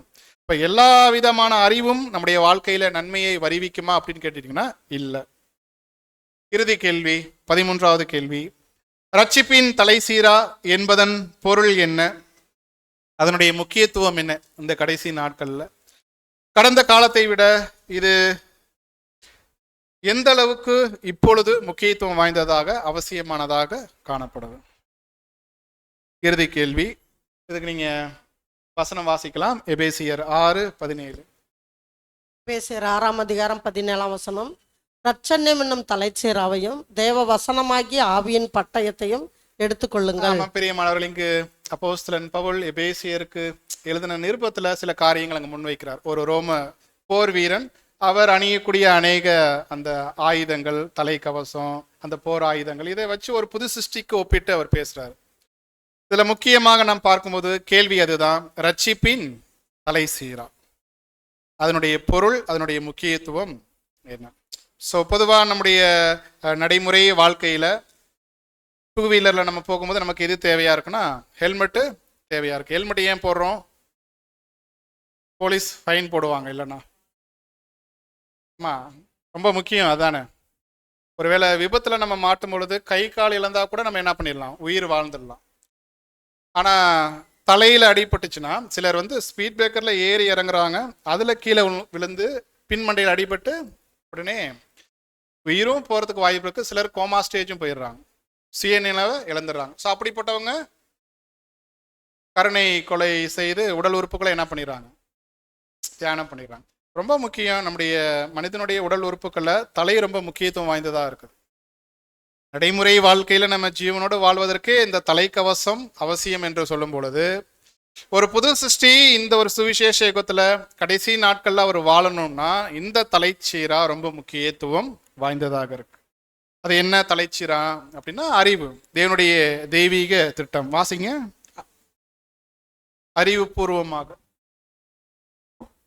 அறிவுபூர்வமாக அல்லது தெய்வீக திட்டத்தை முழுமையாக புரிந்து கொள்ளுவதே ரட்சண்யம் தலைச்சீரா அடையாளப்படுத்துகிறது. ஆமாம். அந்த தலைச்சீரா எதை அடையாளப்படுத்துது? அவர் சொல்றாரு பாருங்க, தேவனுடைய தெய்வீக திட்டத்தை முழுமையாக புரிந்து கொள்ளுது. புது சிருஷ்டிகள் நாம தேவன் கொடுத்திருக்கக்கூடிய அந்த சத்தியம், அந்த அறிவு, அந்த உபதேசங்கள் தேவனுடைய தெய்வீக திட்டத்தை புரிஞ்சு கொள்வதற்கு உதவியா இருக்கு. அப்ப இந்த ஹெல்மெட்டை நம்ம எப்பொழுதும் அணிந்து இருக்கணும் தலையில. அப்படின்னா தேவனுடைய தெய்வீக திட்டம், சத்தியம், இதை எப்பொழுதும் நம்ம தியானித்தவர்களாக நம்ம காணப்படணும். ஒருவேளை இதுல நம்ம குறைவுபட்டோம்னா, சரி வெயிட்டா இருக்கு அப்படின்னு சொல்லிட்டு அதை நம்ம கழட்டி வச்சுட்டோம்னா அடுத்து என்ன நடக்கும் நீங்களே சொல்லுங்க. எதிராளி என்ன பண்ணுவாரு? அது கூட நீங்க நல்லா கவனிங்க. எதிராளி சாத்தான் நமக்கு எங்க தான் முதல்ல அந்த ஒரு பிரச்சனைய அந்த காரியங்களை தூண்டுறாருன்னா நம்முடைய சிந்தனைகள். கழட்டி வச்சோம்னா அப்படிதான் வரும், போட்டுக்கிட்டே இருந்தோம்னா பிரச்சனை வராது. அப்படின்னா தேவனுடைய வசனங்கள், சத்தியங்கள் படிப்பதில், கேட்பதில், தியானிப்பதில் அந்த முக்கியத்துவம் கொடுக்கணும். இந்த கடைசி நாட்கள் கர்த்தர் இயேசுவுக்கு சாத்தான் அந்த சோதனையை அனுமதிக்கும் போது கூட சிந்தனையில் தேவனுடைய வார்த்தையை தான் அங்கே என்ன பண்ணாங்க, முன் வச்சாங்க. தேவனுடைய அறிவை தான் அங்கே முன் வச்சாங்க. அதே போல் இந்த கடைசி நாட்களில் சாத்தான் நமக்கு சோதனை கொடுக்குறாரு. எப்படி தான் கொடுக்குறாருன்னா அந்த தவறான சிந்தனையை நம்முடைய சிந்தனைகளில் விதைக்கிறார். அதிலிருந்து நம்ம தப்பித்து கொள்ளணும்னா இந்த கடைசி நாட்கள்ல எப்பொழுதும் இந்த தலைச்சீராவை நாம அணிந்தே இருக்கணும். அப்புறம் இப்போதைய நிலையை காட்டிலும் கடந்த காலத்தில் இதை பற்றிய காரியங்கள் அந்த அளவுக்கு அவசியப்படவில்லை. ஆனால் சாத்தான் மிக ஆவேசமாக சத்தியத்தை எதிர்த்து சகலத்தையும் விஞ்ஞான ரீதியாகவும் அழிவுக்குரிய ஆயுதங்களாகிய உலக ஞானத்தின் கல்வி அறிவுக்கு திசை திருப்பி கொண்டிருக்கும் இக்காலத்தில் இந்த தலைச்சீரா மிக அவசியமாக இருக்கிறது. மேலும் இக்காலத்தில், அதாவது இந்த நேரத்தில், மிக தாழ்மையுள்ள கிறிஸ்தவ போர் வீரர்கள் மட்டுமே அணிந்து கொள்ளும்படிக்கு இந்த தலைச்சீரா வடிவமைக்கப்பட்டு இருக்கிறது. ரொம்ப அருமையான வார்த்தைகள் இது. ஸோ இந்த வார்த்தைகள் 7ஆம் தூதனுடைய நாட்கள்ல எழுதப்பட்டிருக்கு. அவர் எழுதியிருக்கிறார். அவர் எப்படி எழுதியிருக்கிறார் பாருங்க. சாத்தான் மிக ஆவேசமாக சத்தியத்தை எதிர்த்து சகலத்தையும் விஞ்ஞான ரீதியாகவும் அழிவுக்குரிய ஆயுதங்களாகிய உலக ஞானத்தின் கல்வி அறிவுக்கு திசை திருப்பி கொண்டிருக்கும் இந்த காலத்துல இந்த தலைச்சீரா மிக அவசியமானதா இருக்கு. அவருடைய நாட்கள், ஏன்னா அவருடைய நாட்கள் அப்படியே தான் இருந்தது. விஞ்ஞான ரீதியில் அநேக விஞ்ஞானிகள் அநேக புதிய புதிய கண்டுபிடிப்புகளை, புதிய புதிய கோட்பாடுகளை அவர்கள் கொண்டு வந்தாங்க. சார்லஸ் டார்வின், அப்புறம் Marconi, Tesla, Thomas Alva Edison, Marie Curie, இவங்கெல்லாம் அவருடைய நாட்களில் இருந்த அமெரிக்க தேசத்திலும் சரி, ஐரோப்பியா அந்த நாடுகளிலும் சரி, விஞ்ஞான ரீதியாகவும் கல்வி ரீதியாகவும் அவர்கள் அநேக விதமான கண்டுபிடிப்புகளை அவர்கள் கண்டுபிடித்து உலகத்துக்கு அறிமுகப்படுத்தினாங்க. அதில் ரொம்ப அருமையான ஒரு விஷயம் என்னன்னா, பல நேரங்கள் நம்முடைய 7ஆம் தூதனை நம்ம மெச்சிக்கொள்வதற்கு காரணம் அதுதான். இவர்கள் ஒவ்வொருவரும் அவங்களுடைய நேரத்தை, அவர்களுடைய ஆரோக்கியத்தை, அவர்களுடைய பணத்தை உலகத்தினுடைய ஞானத்துக்காக, பேருக்காக, புகழுக்காக அவர்கள் செலவு பண்ணாங்க. ஆனால் ஒருத்தர், நம்முடைய 7ஆம் தூதன், அவருடைய நேரத்தை, அவருடைய பணத்தை, அவருடைய ஆரோக்கியத்தை தேவனுடைய வசனங்கள்ல இருந்து கண்டுபிடிப்புகளை கண்டுபிடிச்சு அநேக சத்தியங்களை அவர் நமக்கு வெளிப்படுத்தி காண்பிச்சார் அந்த நாட்கள். ஸோ அப்படிப்பட்ட தூதன் தான் தேவன் நமக்கு அங்க ஆயத்தப்படுத்தி வைத்திருக்கிறாங்க. பாருங்க, அப்ப அவருடைய நாட்கள்லயே அந்த அளவுக்கு உலக அறிவு ஞானம் பெருகி இருக்குன்னா நம்முடைய நாட்கள் சொல்லவா வேணும்? எவ்வளவோ டெக்னாலஜி, எவ்வளவோ தொழில்நுட்பம் இங்க பெருகி வந்திருக்கக்கூடிய இந்த நாட்கள்ல தலை சீராவை நம்ம சரியானபடி நம்ம அணிந்திருந்தோம்னா கண்டிப்பா நம்ம பாதுகாத்து கொள்வோம் நம்முடைய அர்ப்பணிப்பின் வாழ்க்கை. ஸோ இதுதான் அறிவு என்ற ஒரு தலைப்பின் கீழாக உங்கள் மத்தியில் தேவனுடைய வார்த்தைகளை பேசுவதற்கு நம்ம முன் வந்துட்டோம். இறுதியாக ஒரு வசனத்தை வாசித்து நாம் நிறைவு செய்வோம். சங்கீதம் 1ஆம் அதிகாரம் 2ஆம் வசனம். சங்கீதம் 1ஆம் அதிகாரம் 2ஆம் வசனம். கர்த்தருடைய வேதத்தில் பிரியமாயிருந்து இரவும் பகலும் அவருடைய வேதத்தில் தியானமாயிருக்கிற மனுஷன் பாக்கியவான். ஆமாம் பிரியமானவர்களே, ஸோ கர்த்தருடைய வேதத்தில் பிரியமாக இருந்து இரவும் பகலும் அவருடைய வேதத்தில் தியானித்து அதன்படி வாழ்ந்தோம்னா கண்டிப்பாக நாம் அனைவரும் பாக்கியவான்களாக காணப்படுவோம். தேவன் தாமே இந்த ஒரு வார்த்தைகளை ஆசீர்வதித்து வழிநடத்துவாராக.